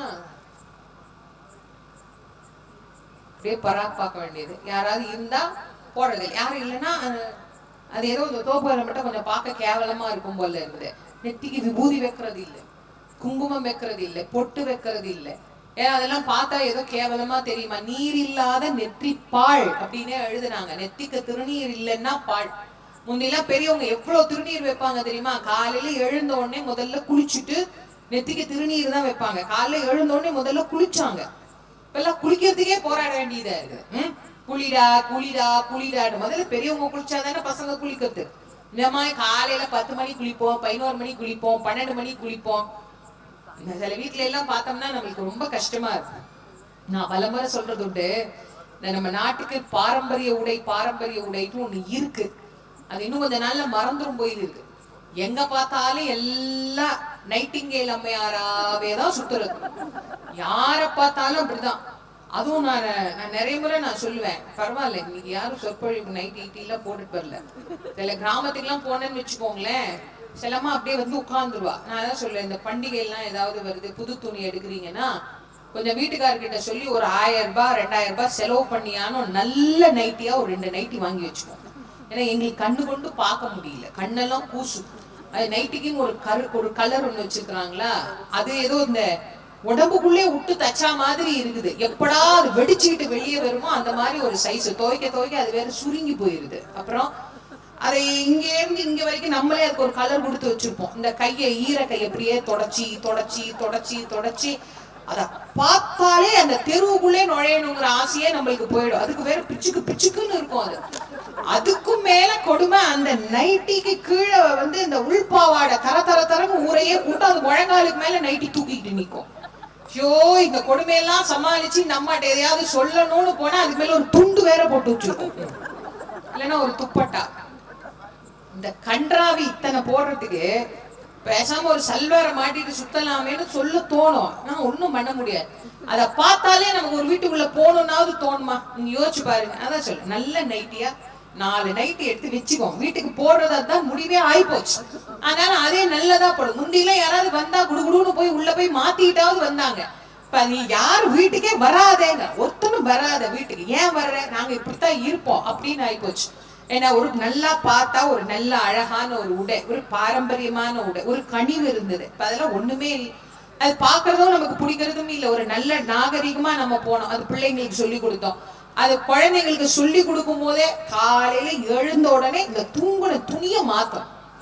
அது காலையில எந்திரிச்ச உடனே முதல் வேலை ராத்திரி போட்டிருந்த துணியை போட்டு கூடாது, அதை உடனே மாத்தணும். அதுக்கு என்ன பண்ணும், குளிக்க. அது காலையில குளிக்கிறதும் இல்லை, அது சௌகரியத்துக்கு மாறி போச்சு குளிக்கிறது. அப்ப குழந்தைங்க எப்படி இருக்கும், அதுவும் அப்படிதான் இருக்கும். எனக்கு ஒரு பாப்பா சொல்றா, நாங்க ஞாயிற்றுக்கிழமை தான்மா குளிப்போங்கிறான். ஸ்கூல்ல சொற்பொழிவு போயிருக்கிறேன். ஸ்கூல்ல பசங்க கிட்ட எல்லாம் பேசும்போது தினம் காலையில எழுந்து நீராடணும் அப்படின்னா அந்த பாப்பா முடிச்சுட்டு நான் கேள்வியில கேட்பேன். நடுவுல என் பொண்ணு சொல்றா, எங்க வீட்டுல ஞாயிற்றுக்கிழமை அன்னைக்கு தான்மா எங்களுக்கு குளிப்பாட்டுவாங்க எங்க அம்மா. ஏமா, சண்டே ஹாலிடே அப்பதான் எங்க முடி காயும். திரும்புன்னா அது இருக்க 1/2 அடிக்கு. இந்த 1/2 அடி கூந்தல் உங்க அம்மா என்ன 6 மணி நேரமா கண்டு காய வைக்க போறாங்கன்னா குழந்தை என்ன பண்ணும் பாவம். அந்த அம்மா ஞாயிற்றுக்கிழமை தான் தலைக்கே தேய்ச்சி விடுப்பான். குழந்தை வாரத்துக்கு ஒரு வாட்டி எப்படி குளிச்சா என்ன ஆகும் நீங்க யோசிச்சு பாருங்க. உடம்பு சூடு எப்ப குறையிறது, அது எப்ப தூங்குறது, எப்ப படிக்கிறது, என்ன ஆரோக்கியம், என்ன தேய்ச்சி குளிச்சு எல்லாம் அந்த காலம் எல்லாம் போயிடுச்சு. ஒண்ணுமே இல்லை. எல்லாம் விதவிதமா நோய்க்கெல்லாம் இடம் கொடுத்து வச்சிருக்கிறோம். நம்ம தினம் நீராட இந்த குளிக்கும் போது காலையில எடுத்து நல்ல உடையா, நல்ல உடை அதை உடுத்திட்டு வந்த உடனே இப்படி குளிச்சுட்டு வந்த உடனே மொத்த வேலை விபூதியில தான் கை போகும். நல்லா நெத்திக்கு விபூதி இட்டுக்குவாங்க. அப்புறமா வெளில போயிட்டு சாமி மீன்லாம் கூப்பிட்டு வந்து சாப்பிட உட்காரும் போது ஒருக்கா நெத்திக்கு இட்டுட்டு தான் சாப்பிடுவாங்க. சாப்பிடும் போதே நெத்திக்கு இட்டுட்டு சாப்பிடுறதுன்னு தான் வழக்கமே. நெத்திக்கு இடணும், அப்புறம் தான் வயிற்றுக்கு இடணும். நெத்திக்கு இட்டுட்டு அப்புறம் சாப்பிட உட்காரு. சாப்பிட்டதுக்கு அப்புறம் வெளில வேலைக்கு போறவங்க, வியாபாரத்துக்கு போறவங்க எல்லாம் எங்கெல்லாம் போயிட்டு திரும்ப வீட்டுக்கு வந்தா கை கால் முகம் கழுவி நெத்திக்கு விபூதி வச்சுட்டு தான் மதியம் சாப்பிட உட்காருவாங்க. அப்புறம் கொஞ்ச நேரம் ஆம்பளைங்க படுத்து தூங்குவாங்க. இந்த கடைக்கு வியாபாரத்துக்கு எல்லாம் போறவங்க மதிய நேரம் போக மாட்டாங்க, கொஞ்சம் படுத்து தூங்குவாங்க. சாயங்காலம் எழுப்பி முகம் எல்லாம் அலம்பி நெத்தி கிட்டிட்டு உட்கார்ந்து இருந்தா ஒரு ஃபில்டர் காஃபி கிடைக்கும். நெத்தி கிட்டு அந்த அம்மா போகும்போது எப்படியே பாப்பா, என்ன நெத்தி கிட்டு இல்லையா, காஃபி போட போறேன்பா. டிகாஷன் போடும்போதே ஒரு அப்பா டிகாஷன் வாசனை வந்தது. போய் மூஞ்சி இஞ்சி எல்லாம் அலம்பிட்டு வந்தா நல்லா அருமையா நெத்தி கிட்டிட்டு வந்த உடனே ஒரு ஃபில்டர் காஃபி குடிச்சிட்டு வெளியே போனாங்கன்னா சாயந்தரம் 6 மணி 7 மணிக்கு இருட்டின பிறகுதான் வருவாங்க. அப்ப கை கால் முகம் அலம்பி அப்ப நெத்தி கிட்டிட்டு தான் சாப்பிட உட்காருவாங்க. இதெல்லாம் முடிச்சுட்டு ராத்திரி படுக்கும் போது நெத்திக்கு திருநீர் இட்டுட்டு தான் படுப்பாங்களே. சிவாய நம்மன்னு திருநீர் பூசிட்டு தான் படுப்பாங்க. இத்தனை வாட்டி விபூதி பூசிட்டு இருந்தோம். இப்போ பிள்ளைய விபூதி வைனா அது இந்த ட்ரெஸ்ஸுக்கு செட் ஆகாதேமா. விபூதி வைக்கிறதுக்கு கூட ஒரு ட்ரெஸ் இருக்குதாம்மா. பூ வைனா அது இந்த ட்ரெஸ்ஸுக்கு செட் ஆகாதுமா. பொட்டு வை அது இந்த ட்ரெஸ்ஸுக்கு செட் ஆகாதுமா. நீ ஏன் எனக்கு செட் ஆக மாட்டேன்னு சப்புன்னு சாத்துறதுக்கு நம்மளுக்கு மறந்துருச்சு. நாம எல்லாத்தையும் விட்டுட்டோம். இது செட் ஆகாது, அது அப்புறம் நமக்கும் செட் ஆகாது, அதுக்கும் செட் ஆகாது. அப்படிதான் மாறிடுச்சு. நாங்க என்ன பண்றது, அப்படிதான் போகுது. ஒன்னும் பண்றதுக்கு இல்ல. குழந்தைங்களுக்கு சொல்லணும், கண்ணே நெத்திக்கு திருநீரிடு, பொட்டு வை, குங்குமம் வை, சந்தனம் வை, ஏதோ இதெல்லாம் கோயிலுக்கு போகும்போதாவது வை அப்படின்னு சொல்லிட்டு கோயிலுக்காவது கூட்டு வந்துடும். நாளாக பழகணும். பழக பிள்ளைகளுக்கு அது விருப்பமா இருக்கு. இப்பெல்லாம் நிறைய இளைஞர்கள் கோயிலுக்கு வர்றாங்க, நிறைய சாமி கும்பிடுறாங்க. ஒருத்தர் என்கிட்ட சொன்னாருமா, உங்க பேச்சுன்னா நிறைய இளைஞர்கள் வராங்க. நான் சொன்னேன், நானே கொஞ்சம் வயசு தாங்க, நானும் ரொம்ப சின்ன வயசுல இருந்தே பேசி அதனால இப்ப சின்ன வயசுல இருக்கிறவங்க எல்லாம் வராங்கிறது நீங்க ரொம்ப ஆச்சரியமா சொல்றீங்க. இல்ல சொற்பொழிவுனாலே வயசானவங்க தாமா இருப்பாங்க. அதெல்லாம் அந்த காலம் அப்பையில இருந்து அப்படிதான். நான் வந்து முத மேடையில பேச ஆரம்பிக்கிற போது எனக்கு 6 வயசு. நம்ம திருப்பூருக்கு வந்து ரத்னம் செட்டியார் ஐயா தான் என்ன முதல்ல திருப்பூருக்கு அழைச்சிட்டு வந்தார். எனக்கு அப்போ 9 வயசு. பாவாடை சட்டை போட்டுட்டு நான் திருச்செந்தூர்ல சொற்பொழிவு பண்ணும்போது அவர் அங்க பார்த்துட்டு சஷ்டியில பார்த்துட்டு என்ன முத அவர் தான் திருப்பூருக்கு அழைச்சிட்டு வந்தார். அப்போ 9 வயசு. திருப்பூருக்கு 9 வயசுல இருந்து இப்ப வரைக்கும் நான் வந்துட்டு இருக்கேன். திருப்பூர், திருமுருகன் பூண்டி, அவினாசி, நிறைய இடங்கள்ல தொடர் சொற்பொழிவு, நிறைய சொற்பொழிவு பண்றேன். இப்ப எனக்கு 41 வயசு முடிய போகுது. இத்தனை வருஷமா நான் சொற்பொழிவு பண்றேனே, நான் ஆரம்பத்தில இருந்து இப்ப வரைக்கும் நிறைய பேர், இப்ப விட்டுருங்க, கொஞ்சம் காலம் வரைக்கும் நிறைய பேர் சொற்பொழிவாளரா, பேர் வேற மங்கையர்கரசின்னு வேற இருக்கா, அது வேற ரொம்ப பழைய பேரு, வாரியார் சுவாமி வச்ச பேரு மங்கையர்கரசி. மங்கையர்கரசி அம்மா சொற்பொழிவு நாங்களே, எங்க அந்த அம்மா, நான் தான் நிப்பேன், எங்க அந்த அம்மா, இந்த அம்மா தான் அந்த அம்மா, இது சின்ன பொண்ணா இருக்கிறாங்க, இவங்க சொற்பொழிவு பண்ணுவாங்களா, ஏன் சின்ன பொண்ணு சொற்பொழிவு பண்ண மாட்டாங்களா? அப்ப எங்க அம்மா சொல்லுவாங்க, அந்த அம்மா பின்னால வர்றாங்க, நீங்க இப்ப ரூம் சாவியை கொடுங்க, அந்த அம்மா அப்புறம் சாயங்காலம் வந்து பேசுவாங்க. சாவி கொடுக்க மாட்டாங்க, தங்கத்துக்கு ரூம் கொடுக்க மாட்டாங்க. ஏன்னா அப்படியெல்லாம் ஒரு காலத்துல நான் நிலைமையில நிறைய சந்திச்சிருக்கிறேன். ஏன்னா சொற்பொழிவாளர்கள்னாலே வயசானவங்களா இருக்கும். சாமி கும்பிடணும்னாலே நமக்கு வயசாகணும். என்னத்துக்கு சாமி கும்பிடணும்னா வயசாகணும் எனக்கு தெரியல. ஞான சம்பந்தருக்கு இறைவன் ஞானத்தை வழங்குகிற போது வயது 3. அதை ஏற்றுக்கொண்ட சமயம் ஏன் இளமையிலேயே கடவுளை வணங்குறத நிராகரிக்குதான் என்ன? இல்ல, இளமைதான் தெய்வத்தை பற்றி சொல்லிக் கொடுக்கிற காலமே. இளமையில தான் சொல்லிக் கொடுக்கணும். வயசாகி சொல்லிக் கொடுத்து பிரயோஜனமே இல்லை. குழந்தைங்களுக்கு சொல்லிக் கொடுக்கணும். கோயிலுக்கு போறியா, நெத்திக்கு வை, எங்க பிள்ளையார பார்த்தாலும் கொட்டிட்டு தூக்க வேற நம்ம நாம போட்டா பிள்ளைங்க, நாம மறந்துட்டா பிள்ளைங்களும் மறந்துடும். அதனால நாம தான் செய்யணுமே, நம்ம தான் திருந்தணும். என்ன பண்றது? நாம திருந்தினா அதுங்களும் திருந்திட போகுது. அதுங்களுக்கு சொல்லணும்னா நம்ம செஞ்சா தானே நடக்கும். எங்க விநாயகரை பார்த்தாலும் நீங்க அப்படி தலையில குட்டிட்டு காதை பிடிச்சு இழுத்து தோப்புக்கரணம் போட்டு பாருங்க, நம்முடைய அகங்காரம் நாளாக நாளாக அப்படியே குறைஞ்சு குறைஞ்சு குறைஞ்சு குறைஞ்சு நாம் இறைவனோடு அந்யோன்யமான பக்தியில கலப்போம். அதனால்தான் விநாயகருடைய வழிபாட்டை அத்தனை எளிமையா நமக்கு வச்சாங்க. எங்கும் இறைவன் வியாபித்து தானே இருக்கிற. அப்புறம் ஏன் அவரை கோயில வச்சு கும்பிடணும்? கோவிலுக்குள் இறைவனை வைத்து வழிபடுவதற்கு காரணம் என்னன்னா, சூரியனுடைய ஒளி எங்கும் நிறைந்து இருக்கிறது. ஆனா அந்த சூரிய ஒளியில கொண்டு போய் நீங்க ஒரு பஞ்சோ ஒரு துணியோ வைங்க, அது எரிஞ்சு சாம்பலா போகாது. அதே சூரியகாந்த கண்ணாடின்னு ஒண்ணு இருக்கு, அந்த கண்ணாடிக்கு கீழே கொஞ்சம் துணியோ பஞ்சோ வைங்க, அது எரிஞ்சு சாம்பலா போகும். அப்ப சூரியனுக்கு இல்லாத ஆற்றல் அந்த சூரியகாந்த கண்ணாடிக்கு எப்படிங்க வந்ததுன்னா, அது மொத்தமா எல்லா சக்தியும் ஈர்த்து சேர்த்து கொடுக்கிற இடம். அது மாதிரிதான் ஆலயத்தினுடைய கருவர். பிள்ளையாருக்கு கும்பாபிஷேகம் பண்ண போறோம். இந்த கும்பாபிஷேகத்துக்கு முன்னாடி ஒரு கல்லினால் பிள்ளையார அடிச்சு இப்படி கொண்டு வந்து அந்த வாசல்ல வச்சிருக்கோம். இது வரைக்கும் அது கல்லுதான். ஒரு 4 நாள் கழிச்சு அதை கடவுள்னு கும்பிடுறோம். எப்படி கும்பிடணும்? இது வரைக்கும் கல்லா இருந்தது எப்படிங்க கடவுளா மாறும்னு, அதான் யாகசாலை. இந்த யாகசாலை பக்கமே பல பேர் போறதே கிடையாது. யாகசாலைக்கு போகணும், அங்க கொஞ்ச நேரம் உட்கார்ந்துருக்கணும், அந்த புகையை கொஞ்சம் சுவாசிக்கணும், அது அவ்வளவு நல்லது. இந்த யாகசாலையில தான் தெய்வத்தினுடைய சாநித்தியமே என்ன பண்ணது, உருவாக்கப்படுகிறது. உலகம் முழுக்க பரவி இருக்கக்கூடிய இறைவனுடைய சக்தியை ஈர்த்து பிடிச்சு கொண்டு வந்து ஒரு இடத்துல கொஞ்ச காலத்துக்கு ஸ்தாபித்து வைக்கக்கூடிய தன்மை இந்த குடமுழுக்குக்கு தான் உண்டு. இப்ப நீங்க இந்த யாகசாலையில பாத்தீங்கன்னா தெரியும், நீங்க தானே முதல் காலம் ஆரம்பிச்சிருக்கிறாங்க. உள்ள வச்சிருக்கிற கலசம் எல்லாம் பாருங்க, நூல் சுத்தி வச்சிருப்பாங்க. எதுக்கு அந்த குடத்துல எல்லாம் நூல் சுத்தணும்? ஐயர் நேத்தே வந்துட்டாருங்க, அவருக்கு பொழுது போல சும்மா உட்கார்ந்து இருந்தாரு, அதனால டிசைன் பண்ணி கலர் கலரா சுத்தி வச்சிருக்கிறார். நிறைய பேருக்கு அப்படிதான் நினைப்பு, ஏதோ கலர் கலரா சுத்தி வச்சிருக்கிறார்.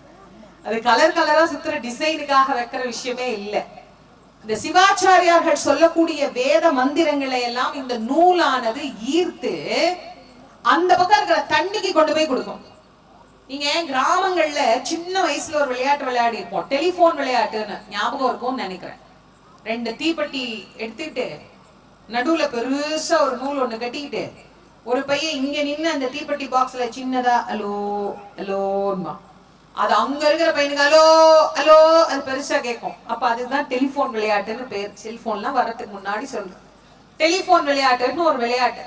இங்க சொல்ற சத்தம் அங்க எப்படி போச்சு? இந்த நடுவுல இருக்கிற நூலுக்கு அதான் மேல, அந்த நூல் அதை கடத்தி கொண்டு போய் அந்த பக்கம் இருக்கிற பொருளுக்கு கொடுக்கும். இப்ப இந்த குடத்துல தண்ணி வச்சிருக்கிறாங்கல்ல, இது சாதாரணமா நம்ம ஏரியால எடுத்த தண்ணி தான், இந்த நகர்ல பிடிச்ச தண்ணி. அப்புறம் இதுல கொஞ்சம் கங்கை, யமுனை, கோதாவரி, நர்மதா, இங்க பக்கத்துல நீங்க கொடுமுடியில இருந்து தீர்த்தம் எடுத்துட்டு வந்திருக்கலாம். இந்த மாதிரி புண்ணிய தலங்கள்ல இருந்து எடுத்துட்டு வந்த தீர்த்தம் கொஞ்சம் சேர்த்து, நம்ம ஏரியால இருக்கிற தண்ணியும் சேர்த்து, அதுல கொஞ்சம் வாசனை திரவிய பொடியை போட்டு, அதுல ஒரு எலுமிச்சம்பழம் போட்டு, அதுல 2 காயின் போட்டு உள்ள வச்சிருவாங்க. இதான் அந்த குடத்துல இருக்கு. இது சாதாரண தண்ணீர். இந்த தண்ணீரை மந்திர நீராக மாற்றுவது எதுன்னா அந்த நூல் தான். இந்த மந்திரத்தை ஈர்த்து ஈர்த்து என்ன பண்ணும், உள்ள இருக்கிற தண்ணிக்கு கொண்டு போய் கொடுக்கும். அதுக்கப்புறம் நெருப்பு, காலங்கள் தோறும் அக்னி வளர்த்து அந்த அக்னியில இறைவனுக்கு ஆகுதி, அக்னிக்குள்ள எல்லாம் கொடுக்கணும். புடவையே கொடுப்பாங்க, வேட்டியே கொடுப்பாங்க. அதை இறைவன் ஏற்றுக்கொள்கிறாரா? இல்ல நிறைய பேருக்கு வேற ஒரு கேள்வி, இத கடவுள் ஏத்துக்குவாரா? உங்களுக்கு புரியுற மாதிரி நான் உதாரணம் சொல்லட்டா? இப்போ நம்ம வீட்டுல எல்லாம் அந்த அடுப்புல இருந்து பாத்திரத்தை இறக்கி வைக்கிறதுக்கு கைப்பிடி துணின்னு ஒண்ணு வச்சிருப்போம், கறி துணின்னு சொல்லுவோம். அந்த துணிய இப்படி எடுக்கும் போது தவறி நெருப்புல விழுந்துருச்சுன்னா அந்த துணி கருகின வாசனை எப்படி இருக்கும்னு எல்லாருக்குமே தெரியும். வாசல்ல இருக்கிறவர் கூட கேட்பாரு, ஏமா வீட்டுல ஏதோ துணி கருகின வாசனை வருதேன்னு கேட்பார். நீங்க இந்த யாகசாலையில கொஞ்சம் வந்து உட்கார்ந்து கவனிச்சு பாருங்க, நாளையில இருந்து கவனிங்க. பூர்ணாகுதி கொடுக்கும் போதும் பட்டு வஸ்திரத்துல கட்டி தான் பூர்ணாகுதி கொடுப்பாங்க. சுவாமிக்கு தனியா வேஷ்டியே கொடுப்பாங்க, புடவையே கொடுப்பாங்க. இதெல்லாம் அந்த நெருப்புக்குள்ள போகும்போது கொஞ்சம் கூட அந்த துணி கருகின வாசனைங்கிறது வரவே வராது. அதுக்கு மாறா அதுல இருந்து ஒரு நறுமணம் ஒன்று வீசும். அங்கேயும் நெருப்பு இங்கேயும் நெருப்பு தானே, அதுவும் துணி இதுவும் துணி தானே. அப்ப இந்த கருகின வாசனை எங்க போச்சு? அது துணி வீட்டுல கருகுது. இது இறைவன் அதை ஏற்றுக்கொள்ளுகிறார் என்பதற்கு அடையாளமே யாகசாலை தான். இந்த யாகசாலையில உட்கார்ந்தீங்கன்னா உங்களுக்கு தெரியும் அது எவ்வளவு தெய்வீக தன்மையோட இருக்கு. அப்படி அந்த வாசனை அதுல இருந்தே நம்ம தெரிஞ்சுக்கலாம். அப்ப அது கருகின வாசனை இல்லையே, அப்ப தெய்வம் அதை ஏற்றுக்கொள்ளுகிறாரே. சரி, நெருப்புல கொடுத்தா அது கடவுளுக்கு எப்படி போகுங்க? இன்னொரு உதாரணம் சொல்றேன் பாருங்க. ஒரு பையன் திருப்பூர்ல படிச்சார், அப்புறம் கோயம்புத்தூர்ல போய் பெரிய படிப்பெல்லாம் படிச்சார், அப்புறம் டெல்லிக்கு வேலைக்கு போயிட்டார். முதல் மாசம் சம்பளம் வாங்கிட்டார். அப்பா அம்மாவுக்கு ஒரு புது வேட்டி சட்டை புடவை எல்லாம் எடுத்தார். கொண்டு வந்து கொடுக்கணும்னு ஆசை, ஆனா பாவம் பையனுக்கு லீவ் இல்லை. அவன் என்ன பண்ணுவான், அப்பா அம்மாவுக்கு அந்த வேட்டி சட்டையை டெல்லியில இருந்து ஒரு கொரியர் சர்வீஸ்ல அனுப்பிச்சு விட்டா திருப்பூர்ல இருக்கிற அப்பா அம்மாவுக்கு அதே புடவை அதே வேட்டி அதே சட்டை வந்து சேருதா இல்லையா? சேருது தானே. டெல்லியில இருந்தது எப்படிங்க இங்க வந்தது? அதுக்கு ஒரு கொரியர் இருந்தது இல்ல. அதே மாதிரி அக்னி பகவான் தான் கொரியர் மேன். அவர் தான் கொரியர் சர்வீஸ் பண்ணுவார். அவருக்கு ஒரு கமிஷன் உண்டு. அவர் கமிஷன் வாங்காம வேலையெல்லாம் செய்ய மாட்டார். கொரியர் சர்வீஸ்க்கு ஒரு கமிஷன் கொடுக்குற மாதிரி அவருக்கு ஒரு கமிஷன் உண்டு. அவருக்கு அதை கொடுத்து ஒரு ஆகுதி அவர் கொடுத்துட்டா அவர் இந்த இதை கொண்டு போய் இந்திரனுக்கு கொடு, இதை கொண்டு சந்திரனுக்கு கொடு, இதை கொண்டு வாயுக்கு கொடு, இதை கொண்டு வருணனுக்கு கொடுன்னு யாருக்கு கொடுக்குறோமோ அவர் எல்லாத்துக்கும் கொண்டு அதை கொடுத்துருவார். அப்ப அக்னி மூலமாக அந்தந்த தெய்வத்துக்கு நாம் கொடுக்க வேண்டியதை கொடுத்து அந்த தெய்வத்தினுடைய சக்தியை அதை கொண்டு வந்து அந்த குடத்துல நிறைச்சு, இந்த குடத்திலே இருந்து கும்பாபிஷேகத்துக்கு முன்னாடி ஒரு தர்ப்ப கயிறு, ஒரு சிகப்பு நூல் பட்டு நூல் கயிறு சுவாமியோட மூலஸ்தானம் வரைக்கும் ஒரு கயிறு போகும். இங்க இருக்கிற சக்தியை கொண்டு வந்து அங்க, இப்போ இங்க லைட் எல்லா இடத்துலயும் லைட் போட்டுருக்காங்க. எல்லா இடத்துக்கும் லைட் போகுதுன்னா ஒரு இடத்துல தானே சுவிட்ச் இருக்கும். ஒன்னு ஆஃப் பண்ணா எல்லாம் ஆஃப் ஆயிடும்ல. அங்க எல்லா இடத்துக்கும் எப்படி போகுது? ஒயர், அங்கங்க ஒரு ஒயர் கனெக்ஷன் மட்டும் போகும். அது மாதிரி அங்க இருக்கிற தெய்வீக தன்மையை தர்ப்பைக்கு வந்து மின்சாரத்தையே கடத்துகிற ஆற்றல் உண்டு. தெய்வீக தன்மையை கொண்டு வந்து அந்த மூலஸ்தானத்துல இருக்கிற கடவுளுக்கு அதை சேர்ப்பித்து விட்டு கும்பத்திலே இருக்கிற அந்த நீரை கொண்டு போய் அந்த பிம்பத்திலே சேர்ப்பதற்கு பெயர் கும்பாபிஷேகம். ஒரு கும்பாபிஷேகத்தை சேவித்தா 12 ஆண்டு இறைவனை மன மொழி மெய்யால் வணங்கிய பலன் நமக்கு கிடைக்கும். 12 வருஷம் நல்லா யோசிச்சுக்கோங்க. 12 வருஷம் தினம் கோயிலுக்கு வர்றதே முதல்ல கஷ்டம். அப்புறம் 12 வருஷம் கோயிலுக்கு வந்தாலும் முதல்ல மனசு இருக்கணும். கோயிலுக்குள்ள போகும்போதே பிள்ளையாரப்பா வாசல்ல போட்டுக்கிற செருப்பு ஒரு ரூபாயில எடுத்துட்டு போக கூடாது. முந்தா நேற்று தான் வாங்கினேன், 999 ரூபா 99 காசு. பிள்ளையாரப்பா செருப்பை காப்பா, செருப்பை காப்பாத்துன்னு ஏன் பிள்ளையாட்ட போய் கேட்கற? அதுக்கு நீ வாசல்லே நின்றுட்டு போயிடலாமே, ஏன் உள்ள போறது? ஏன்னா வாசல்ல செருப்பை போட்டுட்டு மனசு செருப்புலயே விட்டுட்டு உள்ள போய் பக்தி பண்ணி ஒரு பிரயோஜனமும் இல்லை. கோயில்ல உட்காந்துருப்போம், மனசெல்லாம் எங்கேயோ சுத்திட்டு இருக்கும், மனமும் இல்லை, மொழியும் இருக்க. அப்பதான் போய் பேசுவேன், ஏக்கா போன வாரம் பிரதோஷத்துக்கு வரும்போது ஒரு புடவை கட்டியிருந்தீங்களே, எங்க வாங்கினீங்க? கோயம்புத்தூர்லயா, திருப்பூர்லயா, சென்னையிலயா? ரொம்ப முக்கியம் நம்மளுக்கு. என்ன மொழியும் இல்லை, அப்புறம் மெய்யும் இல்லை. உடம்ப வருத்தி ஏதாவது ஒண்ணு செய்வோமா? அப்படியே தொடச்சிட்டு அப்படியே தூண்ல தொடக்கிறது. ஒரு கோயில் கட்டி பார்த்தாதான் தெரியும் எவ்வளவு செலவாகுதுன்னு. என்ன நோகாம கோயில்ல கட்டி வச்சிருக்கிற எல்லாத்தையும் குப்பையாக்கிட்டு வந்துடும். நான் நிறைய கோயில் பார்த்து மனசு அவ்வளவு வருத்தப்பட்டு இருக்கிறேன். சில கோயில்லாம் திருப்பணி பண்றதுக்கு போவோம், உழவார பணி பண்றதுக்கு கழுவி விட்டோம்னு வச்சுக்கோங்களேன், சிவன் சன்னதியை கழுவுனா பாலாரா ஓடும். ஏன் எங்க பார்த்தாலும் விபூதி, எல்லா தூண்லயும் விபூதியை கொட்டி கொட்டி எந்த தூணை கழுவுனாலும் பாலா ஓடும் தண்ணி. அம்பாள் சன்னதி அதை விட மோசம், எங்க கழுவுனாலும் ரத்தாறு மாதிரி ஓடும், எங்க பார்த்தாலும் குங்குமம், எல்லா தூண்லையும் குங்குமத்தை கொட்டி கழுவுனா செகப்பா ஓடும் தண்ணி. அதை கழுவி முடிக்கிறதுக்குள்ள போதும் போதும் ஆயிடும். ஒரு தூண் இன்னைக்கு இருக்கிற நிலவுல, இன்னைக்கு இருக்கிற காலகட்டத்துல ஒரு தூண் கருங்கல்ல வைக்கிறது எவ்வளவு கஷ்டம் தெரியுமா? அதுவும் எவ்வளவு அழகா சுத வேலை பண்ணி எத்தனை அற்புதமா கருங்கல்ல திருப்பணி பண்ணி பெரியவங்க எல்லாம் அந்த ராஜராஜாக்கள் எல்லாம் வச்சாங்க. ஆனா கொஞ்சம் கூட யோசிக்காம அதை எல்லாத்தையும் விபூதியை கொட்டுறது, குங்குமத்தை கொட்டுறது, இந்த மாதிரி எல்லாம் இல்லாம மெய் வருத்தி கோயில சுத்தம் பண்ண. அதுவும் இல்லை, மனமும் இல்லை, மொழியும் இல்லை, மெய்யும் இல்லை. அப்புறம் என்னத்தை நாங்க போய் வழிபாடு பண்ணி என்ன பண்ண? இப்படி 12 ஆண்டு கும்பிட்டா என்ன பலனோ அந்த பலன் கும்பாபிஷேகம் சேவித்த அடுத்த வினாடி வரும். அப்ப கும்பாபிஷேகம் உங்களுக்கு ஜாக்பாட் அடிச்ச மாதிரி தானே. அந்த கும்பாபிஷேகம் என்பது வாழ்நாளில் நமக்கு கிடைத்தற்கரிய ஒரு பெரும் செயல். அது ரொம்ப அழகா இங்க நம்ம திருப்பூர்ல ஒரு 3 பிள்ளையார ஒன்னா வச்சு ரொம்ப ஆனந்தமாக இந்த ஆலயத்தினுடைய திருக்குட நன்னீராட்டு பெருவிழா இன்றைக்கு முதல் கால யாக பூஜையோட தொடங்கி இருக்குது. எனக்கு உண்மையிலேயே ரொம்ப ரொம்ப மகிழ்ச்சியா இருக்கு. வரும்போது நிறைய அன்பர்கள் யாகசாலையை சுத்தி இருந்து யாகசாலையை பார்த்துக்கிட்டு இருந்தீங்க. அது உண்மையிலேயே ரொம்ப சந்தோஷம். தினம் பண்ணுங்க. வாழ்க்கையில நம்ம 365 நாள் சாப்பிட, தூங்க, உட்கார, எந்திரிக்க, இதுக்கே நம்ம வாழ்க்கையை கடத்திடும். உண்டு உறங்கி உடுப்பதனே தொழிலாக கொண்டு வாழ்ந்திருக்கிற நமக்கு எப்பயாவது ஒரு முறைதான் இந்த மாதிரி வாய்ப்புகள் எல்லாம் நமக்கு அமைகிறது. அதனால அந்த வாய்ப்பு கிடைக்கிற காலத்துல அதை பயன்படுத்திக்கணும். ஒவ்வொரு நாளும் கால பூஜைக்கு தவறாது வாங்க. இந்த மந்திரங்களை கேளுங்க. அழகா திருமுறைகள் விண்ணப்பம் செய்யறாங்க, வேத மந்திரங்கள். இந்த மந்திரங்களை கேட்க கேட்க கேட்க நமக்கு உள்ளுக்குள்ள ஒரு பேரானந்த பெருமகிழ்ச்சிங்கிறது கிடைக்கும். நான் ஏற்கனவே சொன்ன மாதிரி பிள்ளையார் ஏதோ நம்ம தெருவுக்கே, நம்ம வீட்டுக்கே, நம்ம இடத்துக்கே பிள்ளையார் வந்து இருக்கிறார் அப்படின்னா அந்த பிள்ளையாரை வந்து மனமாற கொண்டாடி மகிழ்ந்து அந்த விநாயக பெருமானுடைய பேரொருள் பெரும் கருணையை பெற்றுக் கொள்ளுவதற்கான ஒரு நல்ல வாய்ப்பாக இந்த விநாயக பெருமானுடைய ஆலயம் இங்கே அமைய பெற்றிருக்கிறது.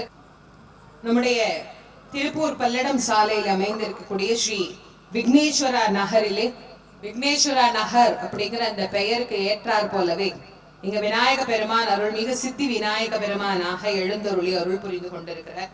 அவருடைய திருக்குட நன்னீராட்டு பெருவிழா ஞாயிற்றுக்கிழமை அன்று காலையில 6:45 இருந்து 7:45 நடைபெற இருக்கிறது.